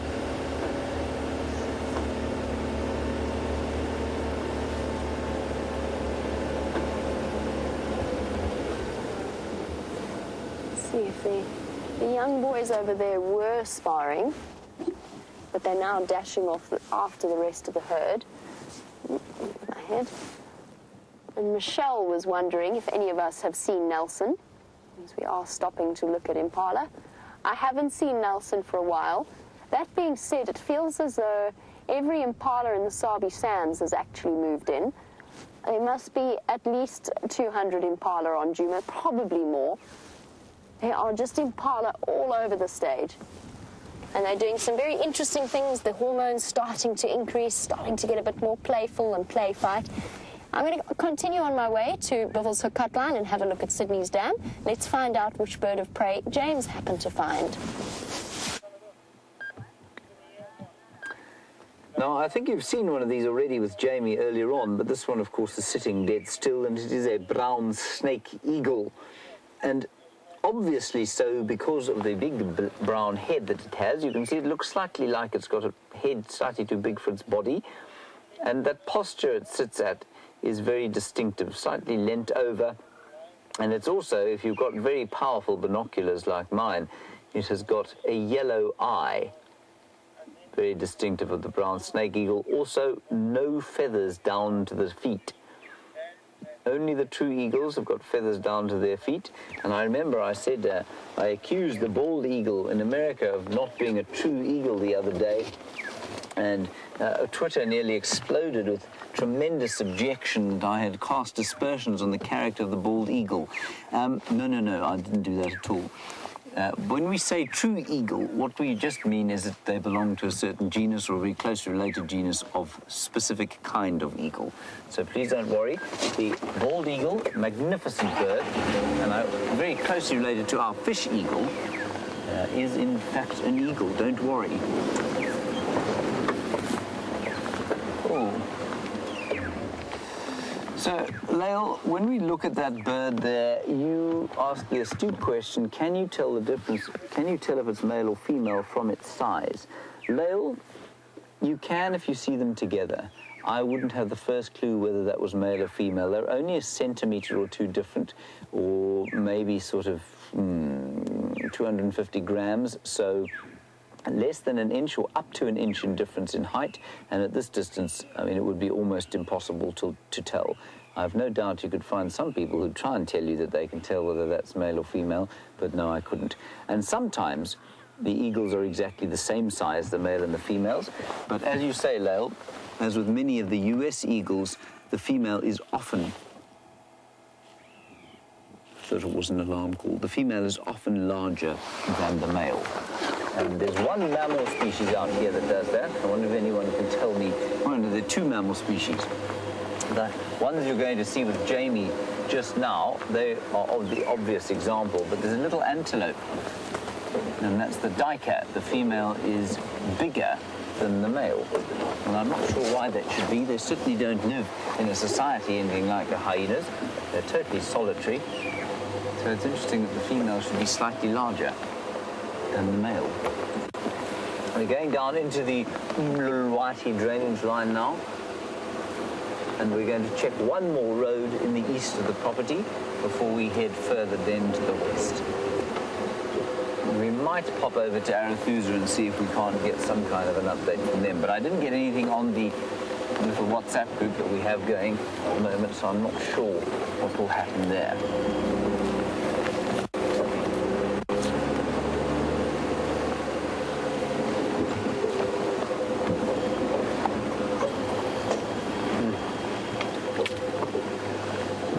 Now, James Richard, a very good question. The animals, you say, don't seem as playful as they normally would after the rain. Smelling. Something smelling. They haven't smelled something that has expired. James, you're absolutely correct. It is because of the colour, and not the colour of the cold. It's because of the cold, and because it's still blustery and still rainy. When the sun comes out, then you will see that playful behaviour. Let's just have a smell, everybody. Take a deep breath. Close your eyes. Go. I think we're quite close by to where Jamie saw that lion yesterday eating the hapless female impala who we think has died. Well, if it was the one that the lion was eating, she definitely died.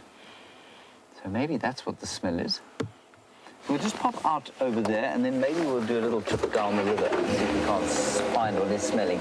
It's not very strong. It is a very subtle kind of rotting flesh smell on the air.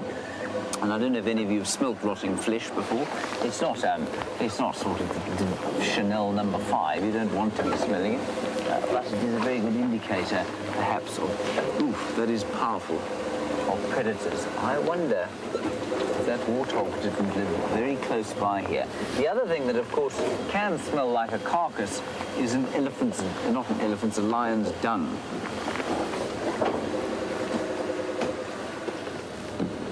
So we'll just ease our way up here.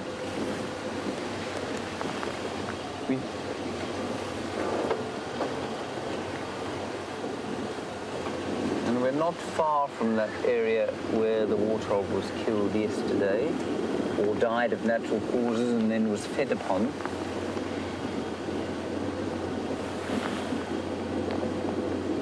Just do a little loop around here, then we'll come back down into the drainage.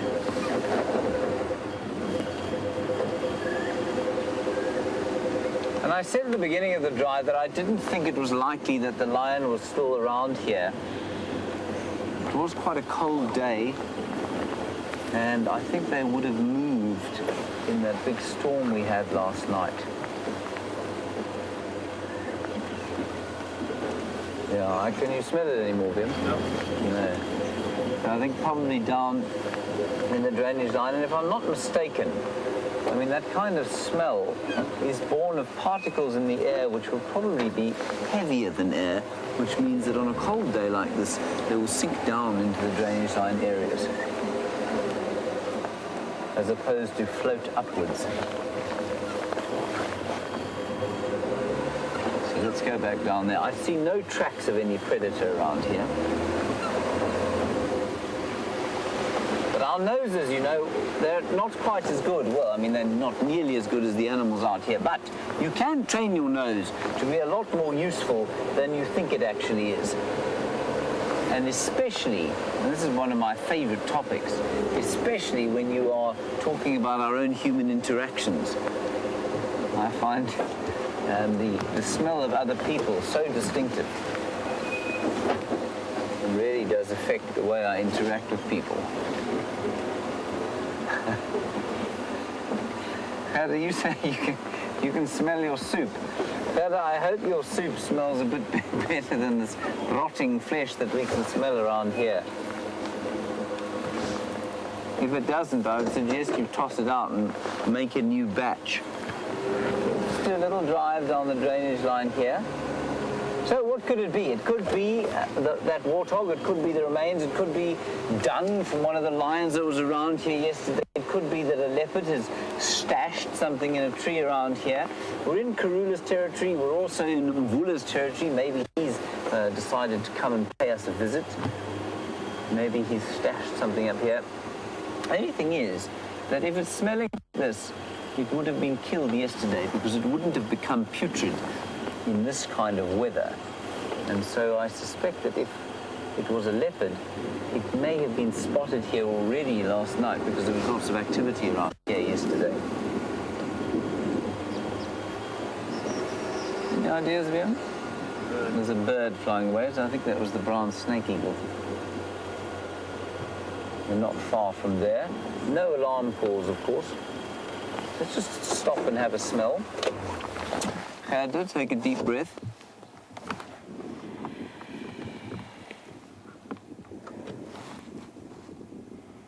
No, it doesn't smell here anymore. Okay, let's go the other way. The wind, of course, is blowing from the southeast, so that's basically straight down the front of the drainage here. So we can't smell it here, it must be behind us. Let's do a quick whip around. Come on, Rusty. Rusty doesn't want to turn today.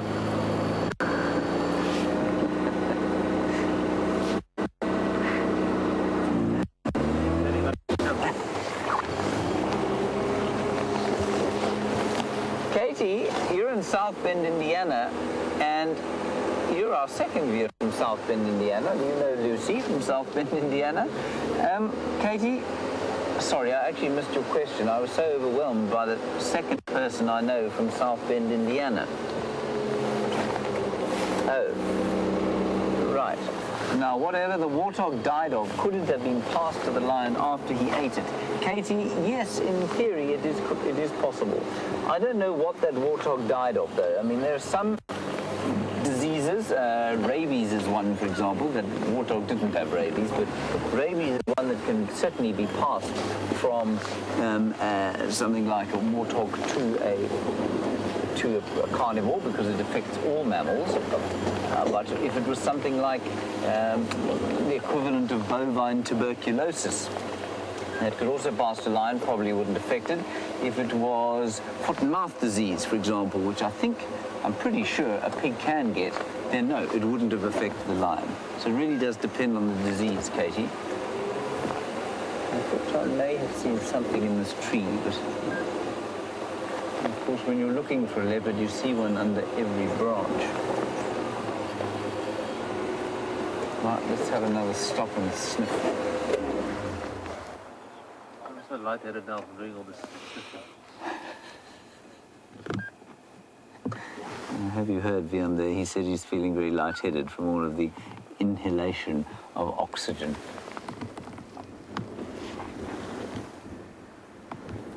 No, I can't smell anything further around here. Now, Unfortunately, after rain like this, unless we have a truly spectacular confirmed sighting, we're not going to be driving off-road. So while I wouldn't mind going sort of driving in there to have a look-see, I can't do that at the moment, I'm afraid. Anyway, let's continue slowly up this way. I might go and have a poke about there on foot just now.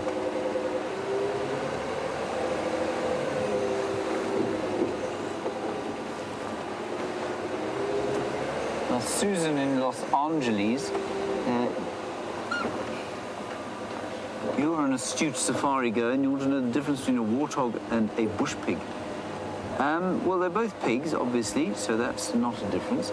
But the one is, I mean, the major difference is the diet that they eat, and bush pigs are very rare up here. We do get them. But a bush pig is a completely omnivorous animal, so it will eat lots of meat, quite a lot. It'll eat fruit, it'll eat grass, it'll eat roots and tubers and that sort of thing, whereas a warthog is a vegetarian. Although a warthog can sometimes be seen eating from carrion or chewing on a bone or two, they are largely vegetarian. Then a bush pig is a kind of, it looks like a wild boar. It's a very hairy, reddish colour, with a bit of a white mane on the back, and the warthog is obviously just that plain grey colour.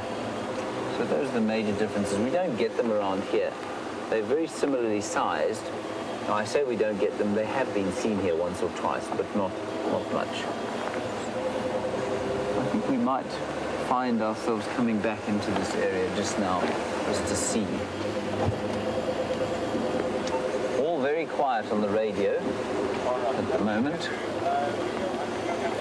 I don't smell anything further at this stage. There's a francolin there.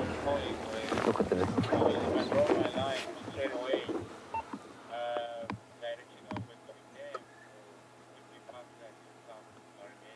I'm just listening to the radio while you look at those francolins. Apparently there was some sound of lions calling. I'm just going to switch off here and listen for a while. That, of course, is a crested francolin, the most common francolin species that we get here, one of 5.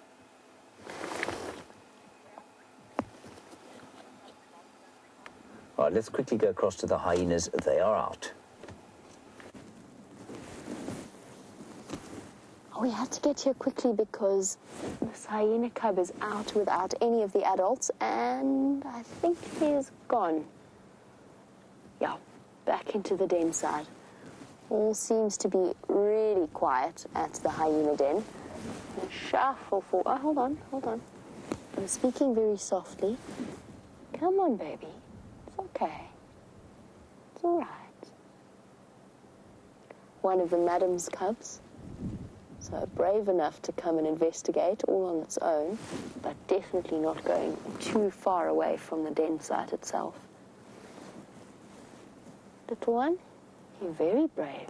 Don't often see hyena cubs outside of the den without one of the adults present, unless there is an adult around here somewhere, just maybe a little way off from the den. Little guy, where'd you go? You're gone. Hiding away. There's been a lot of buffalo activity around this den site. There's lots of tracks around here, lots of zebra tracks as well. And that's probably what sent the hyenas off on their way. The cubs have gone to ground. I can't imagine it's too comfortable down there at the moment, which is maybe why this cub is outside. It will be a bit damp and a bit cold. Unless maybe they've got some tunnels that will be sheltered from the water runoff.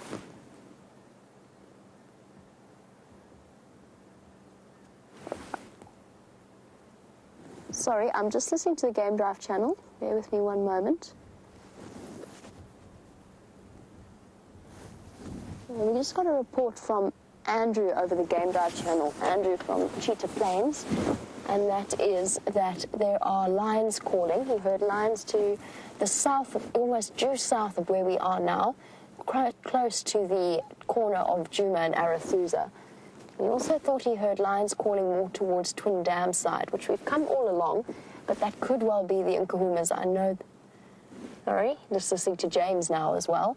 He's just checking up. I think he's also going to be following up on those line calls.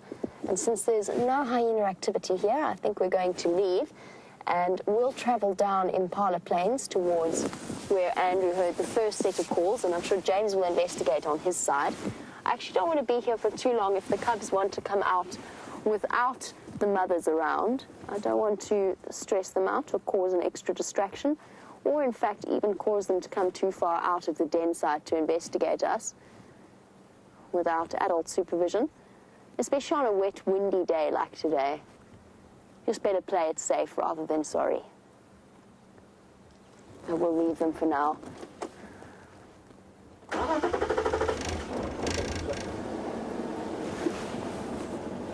Now, I think that Jake probably investigated the smell that he picked up on around the Muwati. I wouldn't be surprised at all, let me phrase it that way, if the Nkuhumas managed to kill last night. On a windy evening, dark and cold, they were hungry. They were very hungry looking. And the lioness that Brent was with, he had one of the Nkuhuma lionesses, Amber Eyes, calling to the rest of the pride.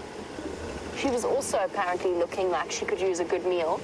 And oh, careful there, Bryan, sorry. Don't want to stab you in the bottom with a monkey orange.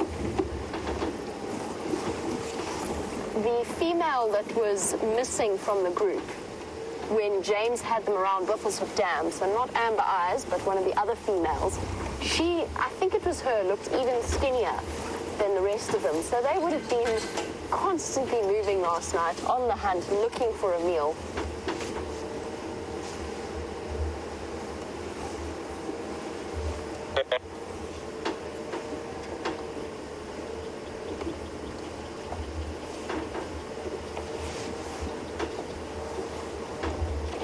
Sorry, guys.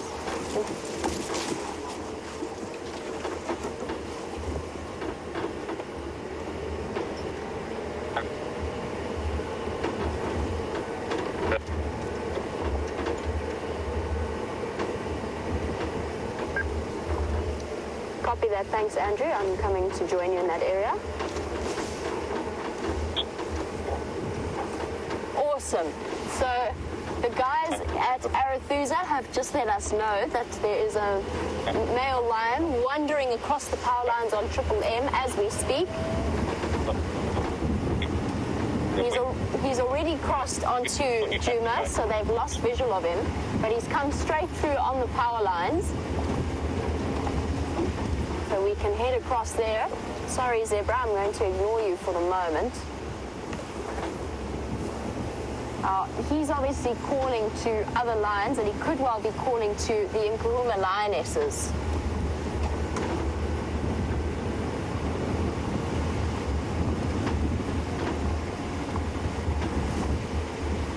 I really appreciate the updates. I haven't seen the Birmingham boys in months.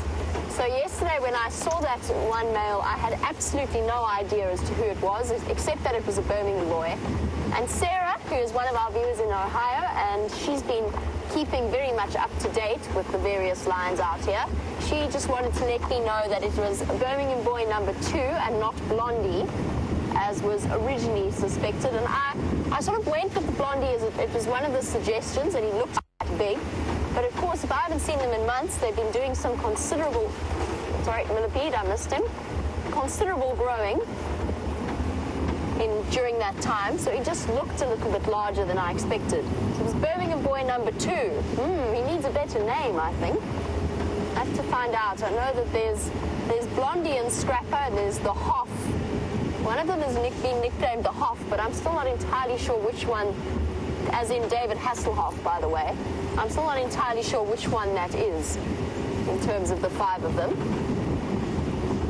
The Birmingham boys, for those uninitiated to the lions of this area, are a coalition of 5 youngish males that have just in recent months taken over this area as their territorial zone. They appear to have split, but they split and come together and split and come together into a group of 3 and then a pair. But that changes. It's very fluid with lions once they establish their territory and when they're in a big coalition with plenty of members to help defend the territory. Keep your eyes peeled. I don't think he's going to come up this way. I think he's going to go straight towards where the Nkuhumas are. Might be worth James listening in that area as well. I'm sure he will be doing that. Just having a good listen to see if they call, which is pretty much close to where we left them last night.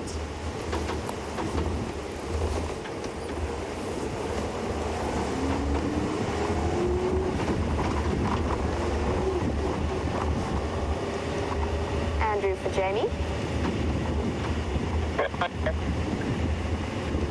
Can I come and help you out in that area?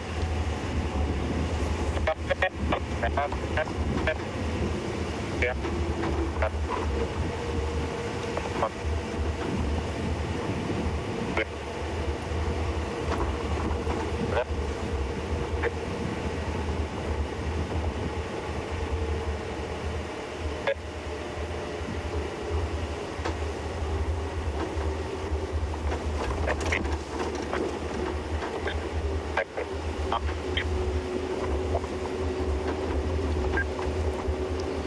Copy that. Thanks, Andrew. I'm just making my way from main access now. I'll come south along Impala Road.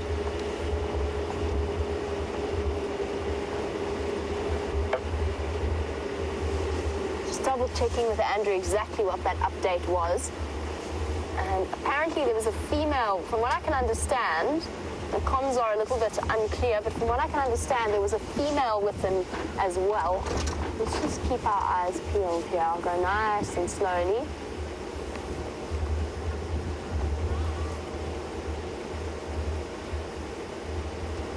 I know that James has been investigating the smell, so while I go and investigate and see where these lions have gone, let's find out if James has identified the cause of it.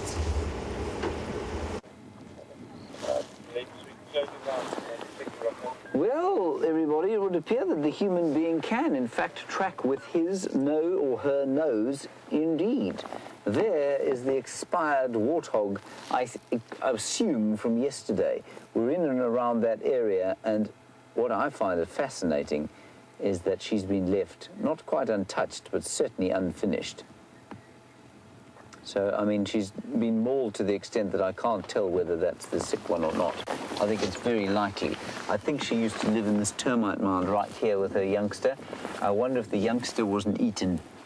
And maybe there's something in her, that sickness that made her so skinny and so rank, perhaps made her very distasteful as well. But something has got to be particularly putrid for a hyena not to want to eat it. Of course, during the rain like we had last night and the wind, it'll be difficult for a hyena to pick up and pinpoint something like that. So maybe a hyena will come across here and eat it when it warms up, or, you know, as that flesh starts to rot even further. Anyway, I think that's enough of being around here. This smelly warthog. Very exciting news about the lion that potentially we're going to see, well, Jamie will see with you. And just to give you an update, there were 4 males calling to the south of us now. So I'm sure they're listening to those males. Maybe that male will call and just let his brothers know where he is. I think it's quite interesting, though, that so often it's 4 Birmingham males and one of them on his own. And it seems to be quite often a different one on his own. So I don't know if the one to see is the one with that scarred face, because he's the one that we see quite often on his own. It'll be very fascinating to see. So we're going to go down towards Twin Dams and then just head slightly more to the west and see if we can't pick up tracks of the rest of the Nkuhuma pride. I'm not convinced that they are not still on this reserve. It is also amazing to me how the elephants have totally disappeared.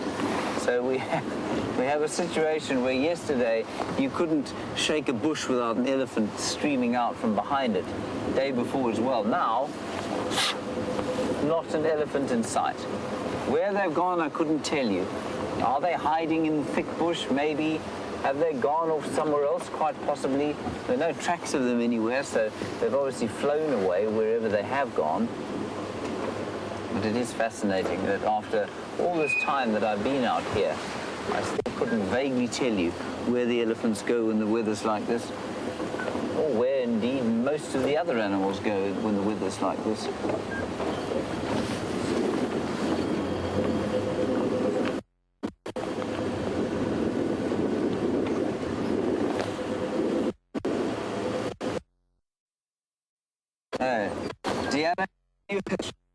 And we had a similar one, which don't hooves. You want to know whether or not animals ever fall into termite mounds or the excavated burrows that are termite mounds. Deanna, they don't. I'm sure they do from time to time, but it's not like, I'm assuming you're thinking of perhaps horses. And I know that when I used to ride horses, you had to be when you're out riding, that you can step in a rabbit burrow or perhaps an warthog hole, because of course a horse can then break its leg. I'm sure it must happen from time to time. Termite mounds, no, not an issue, I wouldn't say. I would definitely say that warthog burrows, though, could be an issue. So warthog will often not just excavate termite mounds, they'll excavate ant nests, which are not above ground, and so they can leave holes, which are quite difficult. And then over the years, those holes kind of fill in, and then you can stand on them and the ground will subside. And it can cause nasty injury if you happen to be running at a great speed. But not inside termite mounds, no. I think that's highly unlikely. Remember, termite mounds are built of, I mean, it's almost concrete-like stuff. It really is very hard indeed, and it's one of the reasons that only an warthog is able to open them up and feed from termites initially. Once the warthogs open them up, of course, then lots of other things will go and eat termites. The most voracious predator of termites, of course, are ants. Ants love to eat termites. It's very nasty to them. I always feel very sorry for them because it seems that the ants always have one up on the termites, despite the soldiers and their fearsome-looking mouth parts. Many of you would have seen them biting into my skin as I sacrificially gave of my skin for the school drive. I thought that was very nice of me, don't you, Wium? Yes. Yes. Wium didn't hear what I said there. He just said, yes, of course, as a matter of course. And it amazes me how ants don't seem to be affected by those pincers at all. They go in there, 3 or 4 to a soldier termite, wipe them out, and then they go in and steal the young termites. And I've never seen a termite win the battle against the ants. It's always the ants that seem to be a very successful Viking raiding party. I have a children's show coming up in my mind, Wium. Ragnar the Ant.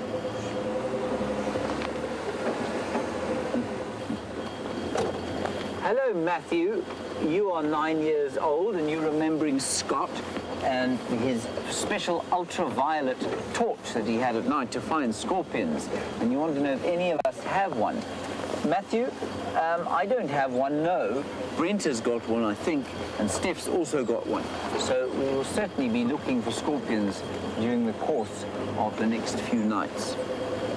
Fear not, we will try and match up to Scott's fearsome ability to find scorpions. Whether we will succeed, I don't know. One can only live in hope, Matthew. But certainly we're going to try. Right, we're going now to the south of the reserve to see what we can find there. You can see that the gloominess of the day is now becoming quite a lot darker than it was earlier.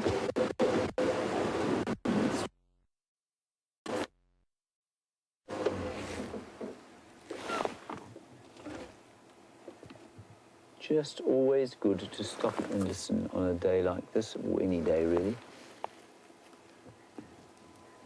See if you can hear any alarm calls, any bird calls. The birds, of course, are completely silent.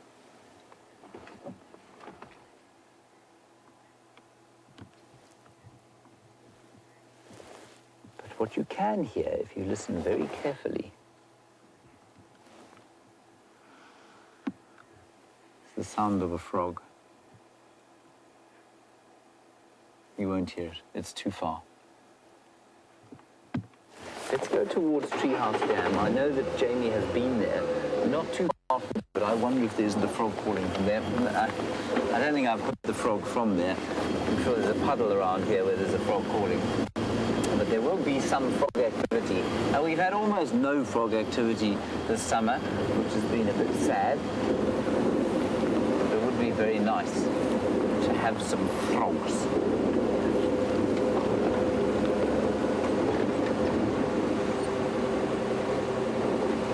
Pamela, you want to know what happens to all the animals during a really bad flood. Pamela, remember that, I mean, if we had a really bad flood, if Wium just pans off to the left there, if we had a really bad flood, I mean, this area wouldn't be affected. It's nowhere near a major river. It's nowhere near a major drainage system. While it might wash away, say, Treehouse Dam, which is not fed by, well, it is fed by this drainage line, but the other side of it, it might wash away the dam. But the animals will just get away and go to sort of higher ground, and they'd be fine. I think it would hardly affect them at all. You know, the animals living closer to the really big rivers, crocodiles and hippos actually are affected by floods far more than, say, impala or nyala or any of the other animals that can move away from the rivers very quickly. Remember, the rivers, when they come down in flood here, they come down at an incredible speed. They come very fast. And so animals can get caught in them, especially if they happen to be largely aquatic, which crocodiles and hippos are. But most of the other animals will just come up onto a sort of ridge crest area like this, grin and bear the cold and the rain, and then they'd be fine. Thank you, Pamela, for that. Right, here we are at Treehouse Dam, where there is absolutely nothing going on at all. I think we'll just stop here and have a listen, see if we can hear those froggies.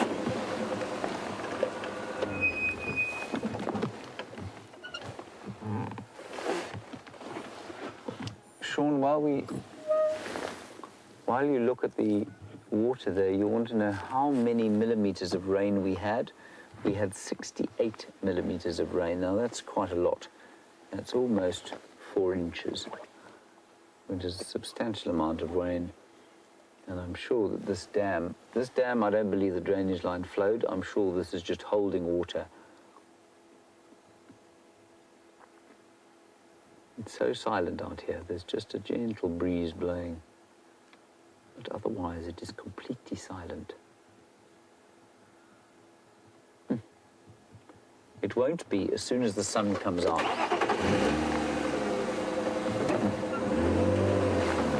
And again, Zoe, nice question. Did we get any crickets after the rain in the morning? No, we didn't, because remember, this cold front has made everything quite chilly. Crickets, insects, of course, and they will need a bit of heat to get themselves going again. And so when the heat comes, then we will start to hear the crickets again, and a lot of the other insects. So normally we'd have like an afternoon thunderstorm, and it would be warm as soon as it cleared off, and there'd be stars out, and then you'd have lots of crickets because it'd be a bit warmer. But this is a kind of really heavy front that's sitting down on us. It almost feels like we're driving through the cloud here. So not much in the way of crickets. And we're expecting some more rain. And we were chatting to Michael Grover, who is the ecologist for the area, and he said that the storm, was a large storm over Pretoria about 2.5 hours ago, and that normally will take between 6 to 10 hours to get from Pretoria, which is the capital of South Africa, all the way down here to the Lowveld. So, I mean, that was at, what was that? That was about 3 o'clock. No, 4 o'clock. So 10 hours after that, we're looking at, good grief, 10 hours from 4 o'clock. Will take us to 2 o'clock this morning. Okay, let's go across to Jamie and a hyena.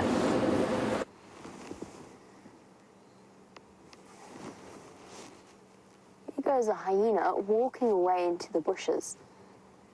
Now, when I first saw him, he came dashing out from my right, and I'm just wondering whether, because we've come to exactly where the lion would in theory have popped out, and I wonder if he's not running away from the presence of the lion. Let's go check.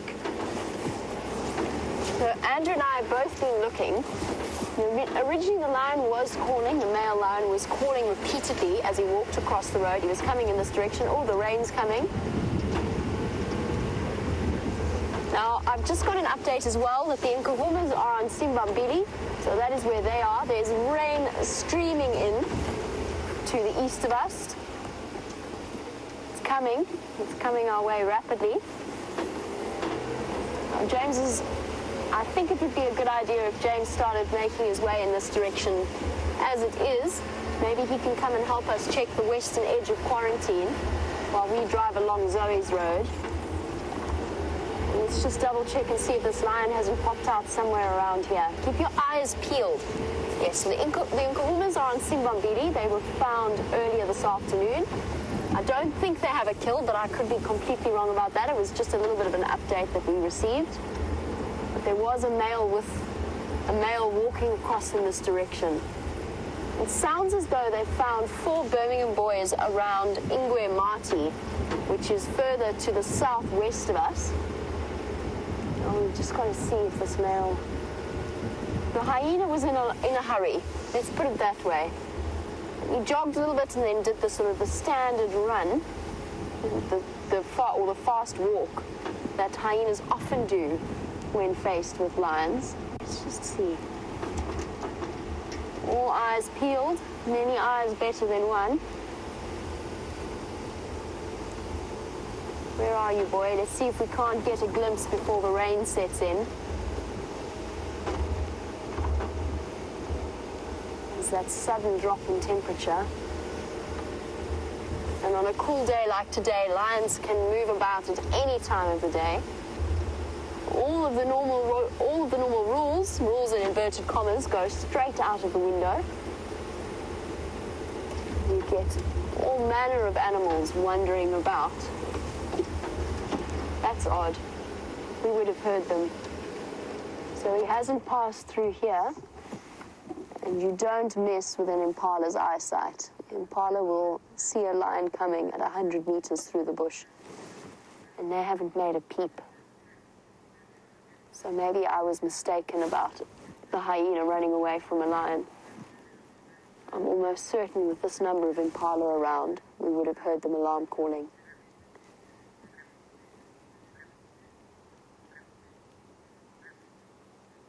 The update was that the lion was walking along the power lines. I've checked all along the power lines. There aren't any tracks that I can see on the road.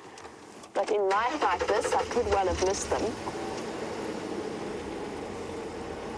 Let's just keep checking.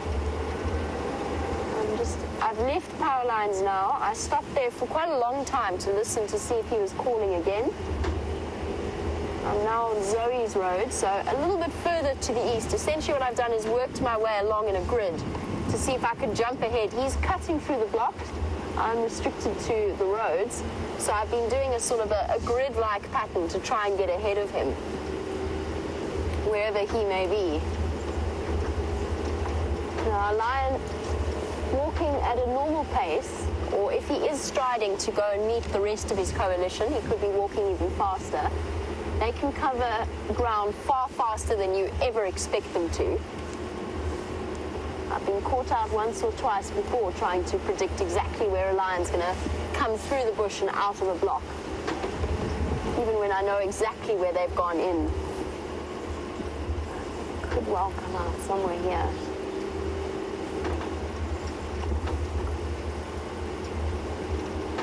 It'd be very nice if he would call for us at some point now.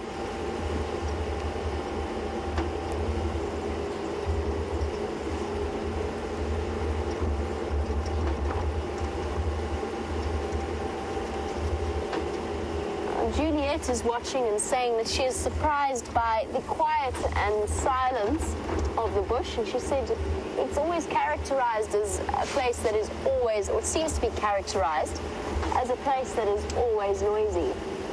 And Juliet, first of all, the bush is a lot quieter this summer than any other summer I've experienced, just in terms of insect noise.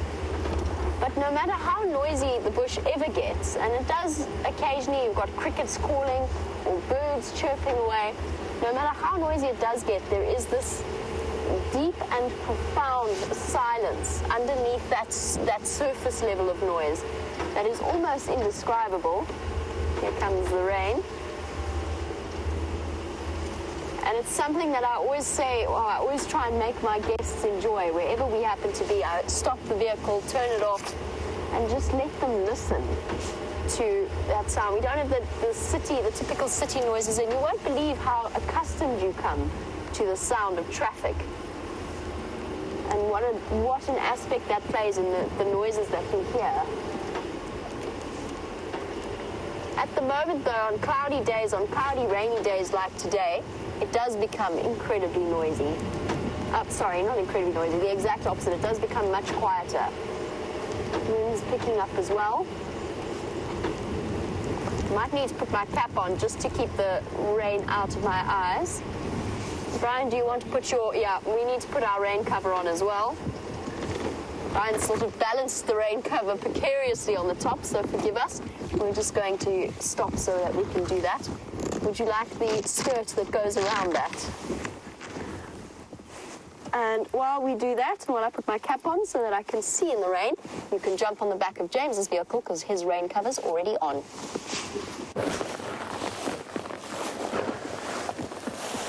My rain cover is on, everybody, but Wium's is not quite on yet. He is just quickly putting it on behind us, and then we will be off into the squall. A thick Scotch mist has descended upon the Lowveld. We're very afraid of rain out here, of course. We're not used to it. Wium, are you ready? I fear me this hood is a bit ridiculous. But it does hide my bald spot, of course. Kirsten, how are the sound levels? I'm not sure what they're like within my, within this... Oh, good, you can hear me. Sound wonderful, of course. Marvelous.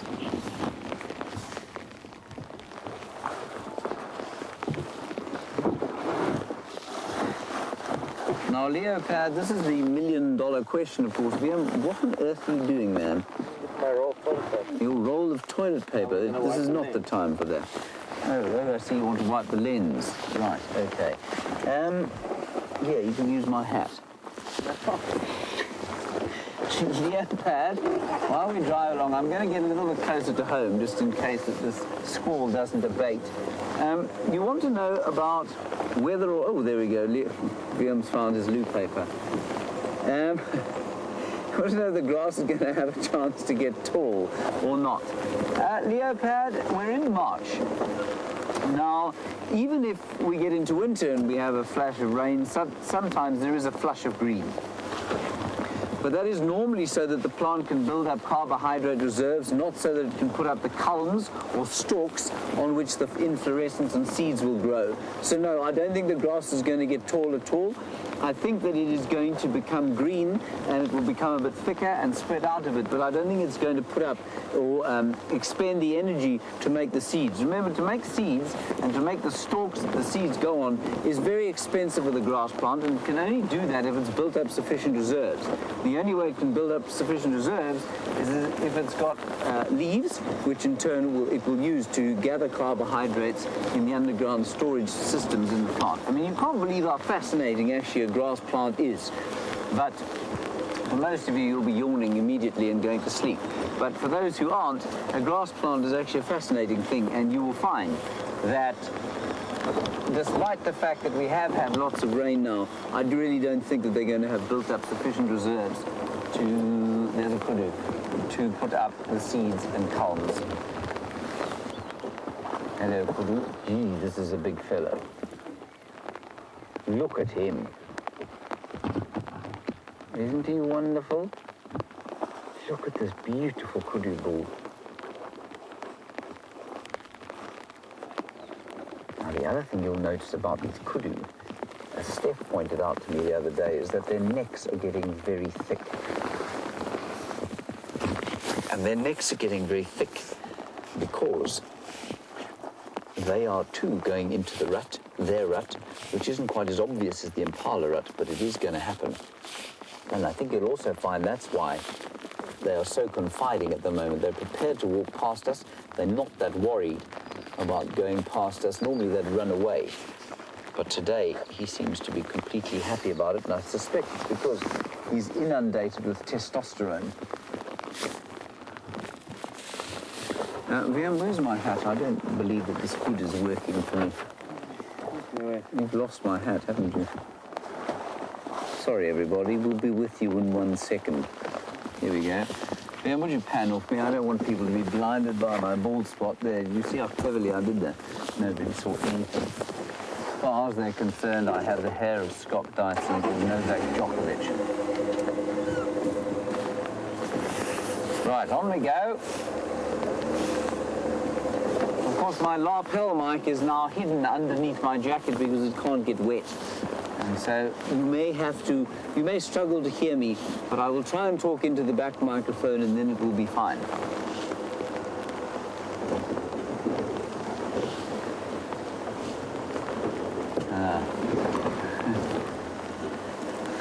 Hello, Rusty Pipe. Resident comedian for the day. Rusty Pipe, you say we shall soon see the white-crested lens cleaner, and that, of course, will be Wium's loo paper as he cleans the lens in this little squall, which seems to be abating somewhat.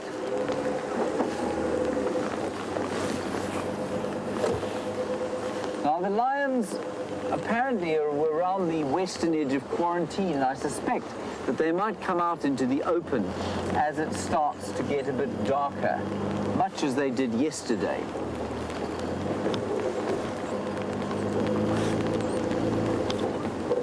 So we'll go up there and see what we can find.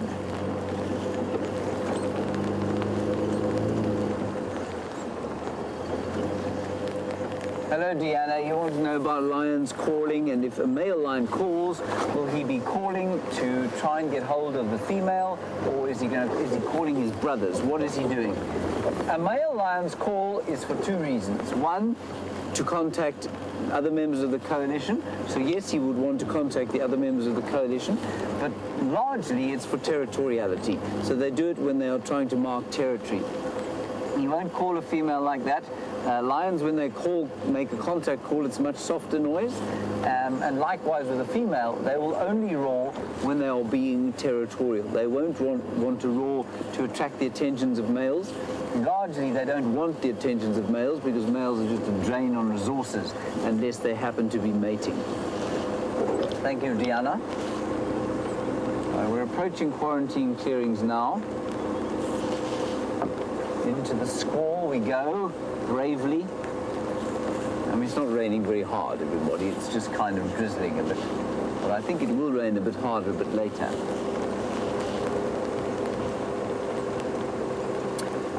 Now, Alice, you're in Ohio, and we saw that big kudu bull, and I keep doing this. I keep saying, well, you know, that was a big kudu, or that was a small kudu, and of course, on the screen, it's very difficult to tell the difference. A kudu will stand, you want to know how high he stands at the shoulder. A kudu will probably stand about 6 feet at the shoulder, so just a bit taller than me. About 6 feet at the shoulder, just under 2 meters. So quite tall. Right, Jamie has got a unicorn to show you.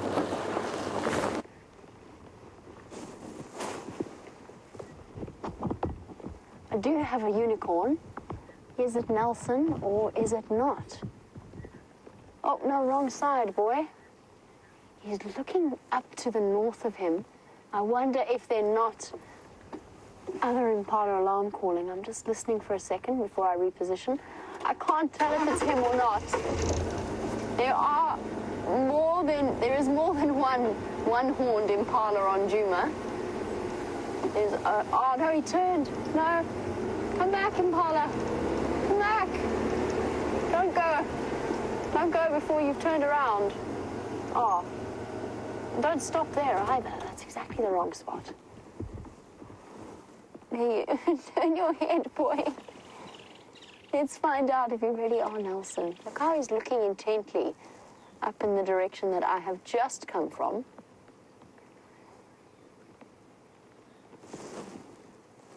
It could be that he's listening to alarm calls.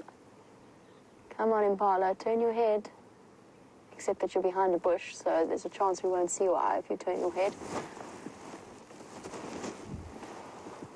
Oh, the anticipation is killing me. Could it be? Will we know? I can't off-road. No, wrong direction. Yes, is it him? I think it's him. That looked like a damaged eye to me. A briefest moment. Didn't look like a normal impala. No, it is a normal impala eye. Never mind. Not Nelson, just a one-horned impala. The excitement, and after all that, as we sit in the rain and wonder what he was looking at. It was just one other one-horned impala, not Nelson the one-horned, one-eyed impala, not to be confused with any of the other one-horned impala on the reserve. Whew, that was surprisingly tricky to say. Let me just turn my lights on here.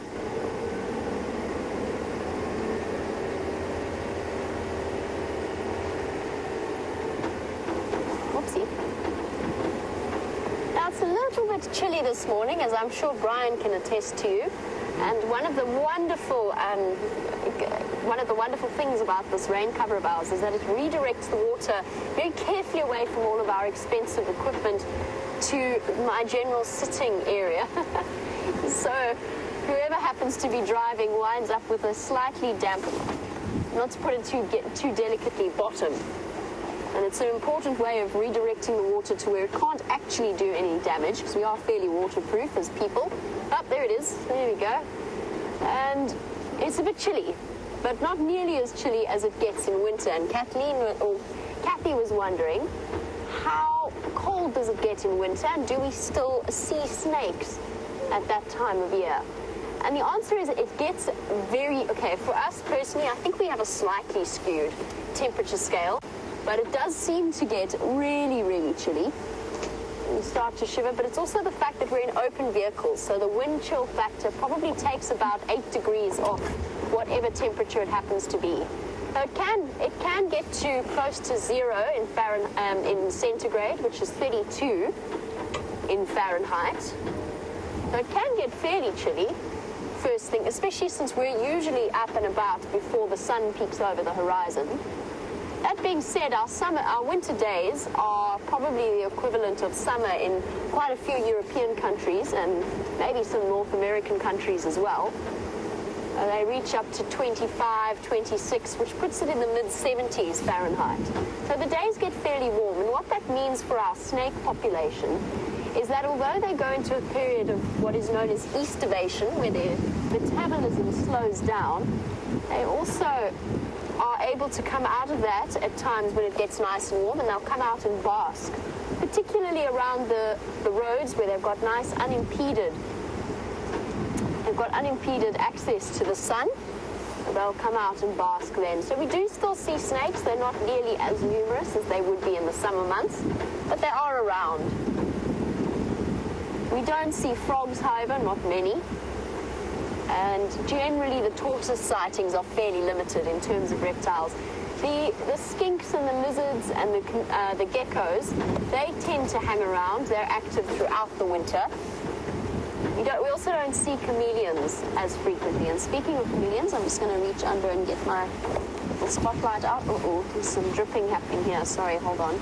I need to just rescue the radios. They've managed to find their way into the puddle that hasn't been deflected by my backside. Oh dear. Oh dear. Don't do that. Please don't drop in the water. Let's pop you in here. Stay there. Okay, don't stay there. Stay there instead. Oh no, this isn't going well at all. Everybody, hold on. Stand by. Everything's so slippery. There we go. Got it.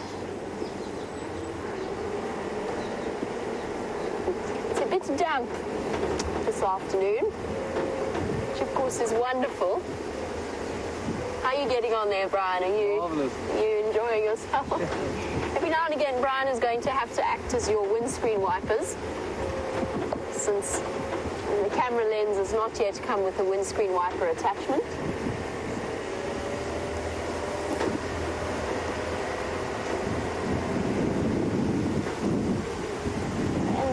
This lion decided to disappear off to.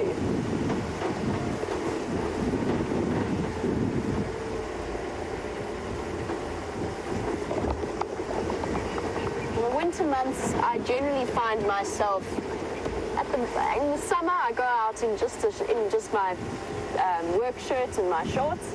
In winter I will have, if on a really cold day, I may have stockings on, shock and horror, underneath my trousers, combined with a shirt and then probably 2 layers of jumpers plus a jacket plus gloves and a scarf and a beanie.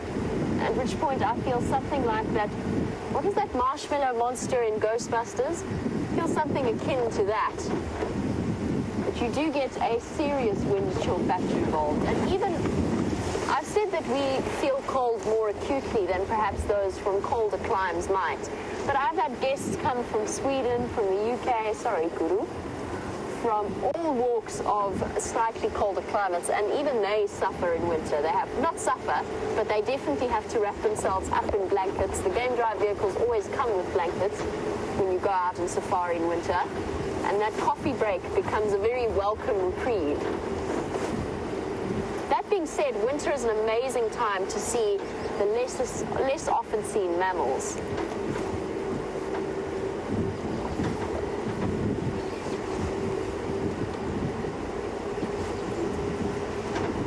Forgive me if I don't...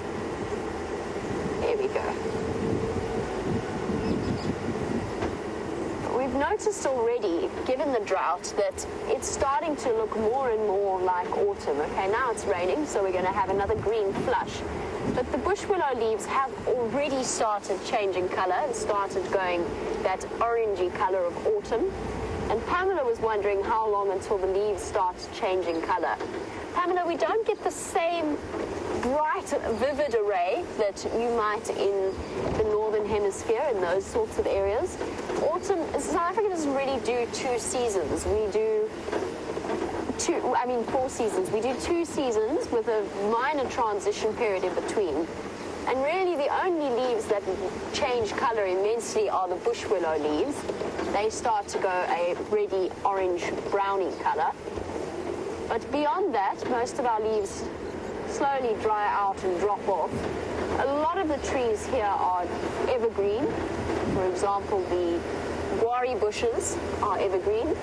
The marula trees also don't tend to have as dramatic a colour change. They just slowly start to grey and then drop off. But that will be happening over the course, because it's happening earlier this year, I would say over the course of the next 2 months, depending on how much rain we actually get at the moment.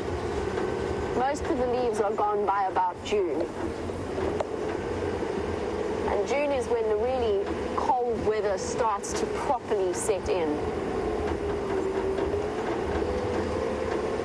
Still a way to go yet, although I've noticed a serious, I know James was probably talking about this earlier, serious drop in the usual bird species, the migratory bird species that would still be calling in this region in a normal year.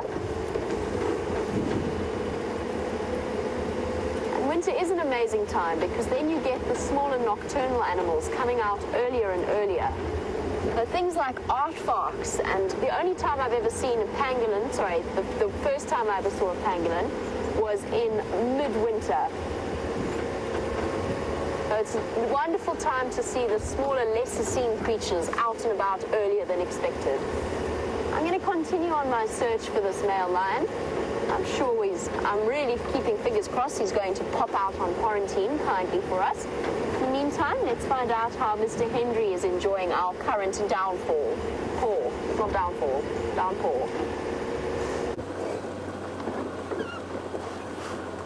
I think downpour is a slight exaggeration. I don't think it's quite a downpour yet, but it's certainly building. And Wium said to me as we were driving along, he said, it's going to build and build until it becomes super rain. So I said, Wium, what is a super rain? And he said, you know, like last night when it was going on our roofs. I said, yes, I know. He said, that is super rain. If it does become like that, everybody, we will have to pack it in and go home. It would be very nice to find some kind of a large predatory cat. That has been the objective of the afternoon, but so far they have eluded us. There is a bush baby in here. I saw its eyes flashing. Flashing eyes I saw. A wet bush baby. But it is gone.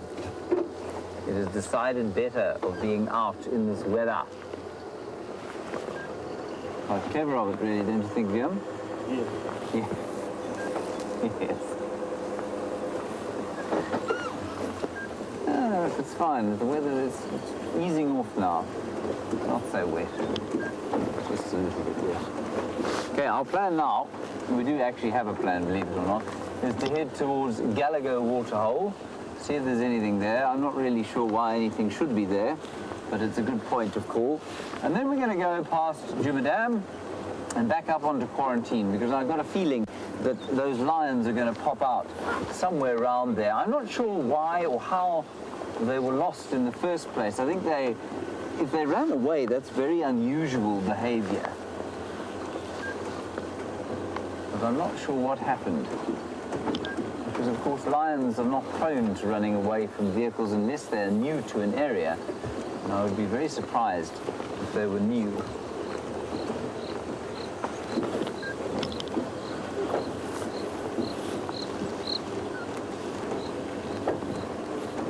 Right, we're now at the pan, where there is, Wium, what do you see? What do you see? Yeah, dead tree and a waterhole. A dead tree and a waterhole. Well done. Excellent. Very good observational skills there. I also see rain coming out of the sky.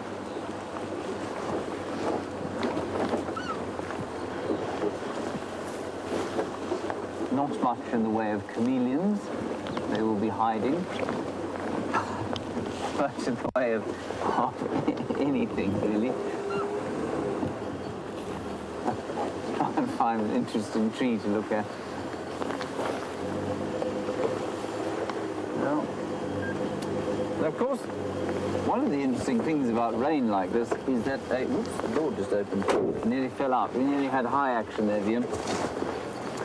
One of the things about rain is that it causes erosion, and erosion, of course, is a major problem the world over, and it creates soil loss. And what it means is that when it's wet like this, we won't drive off road unless it's in the right area. So on a ridge crest where the soils are very well drained.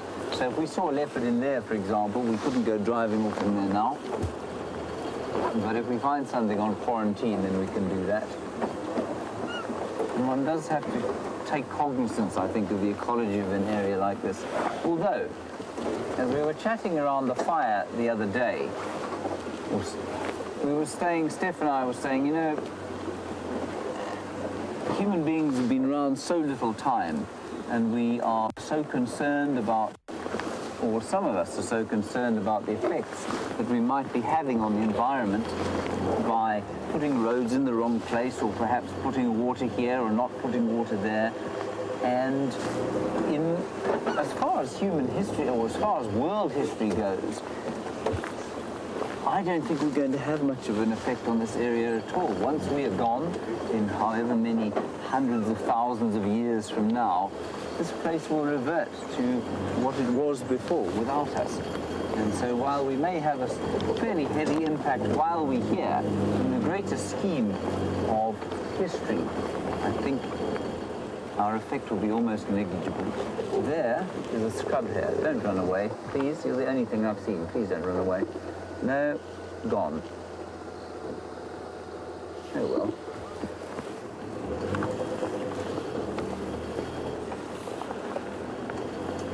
Now, Zoe, you want to know about predators that might move around at night and hunt and kill in the night.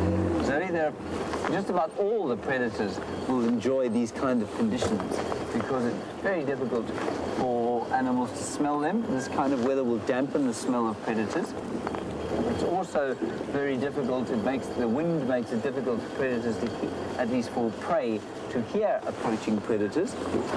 And obviously the darkness and the lack of a moon or starlight makes it very difficult for prey animals to see the predators.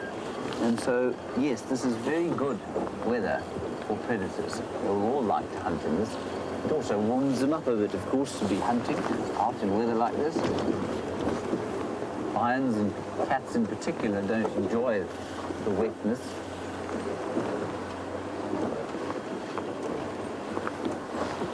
All right, apparently we have been told that we're going to close the show now. So thank you for your interactions with me this afternoon. Thank you, Wium, for your patience in the weather. We're going to make our way home to the dry, and we'll see you tomorrow during the dawn light. Oh, well, it might be a bit of a misty dawn, really, at 05:30. Until then, stay safe and dry wherever you happen to find yourself in the world.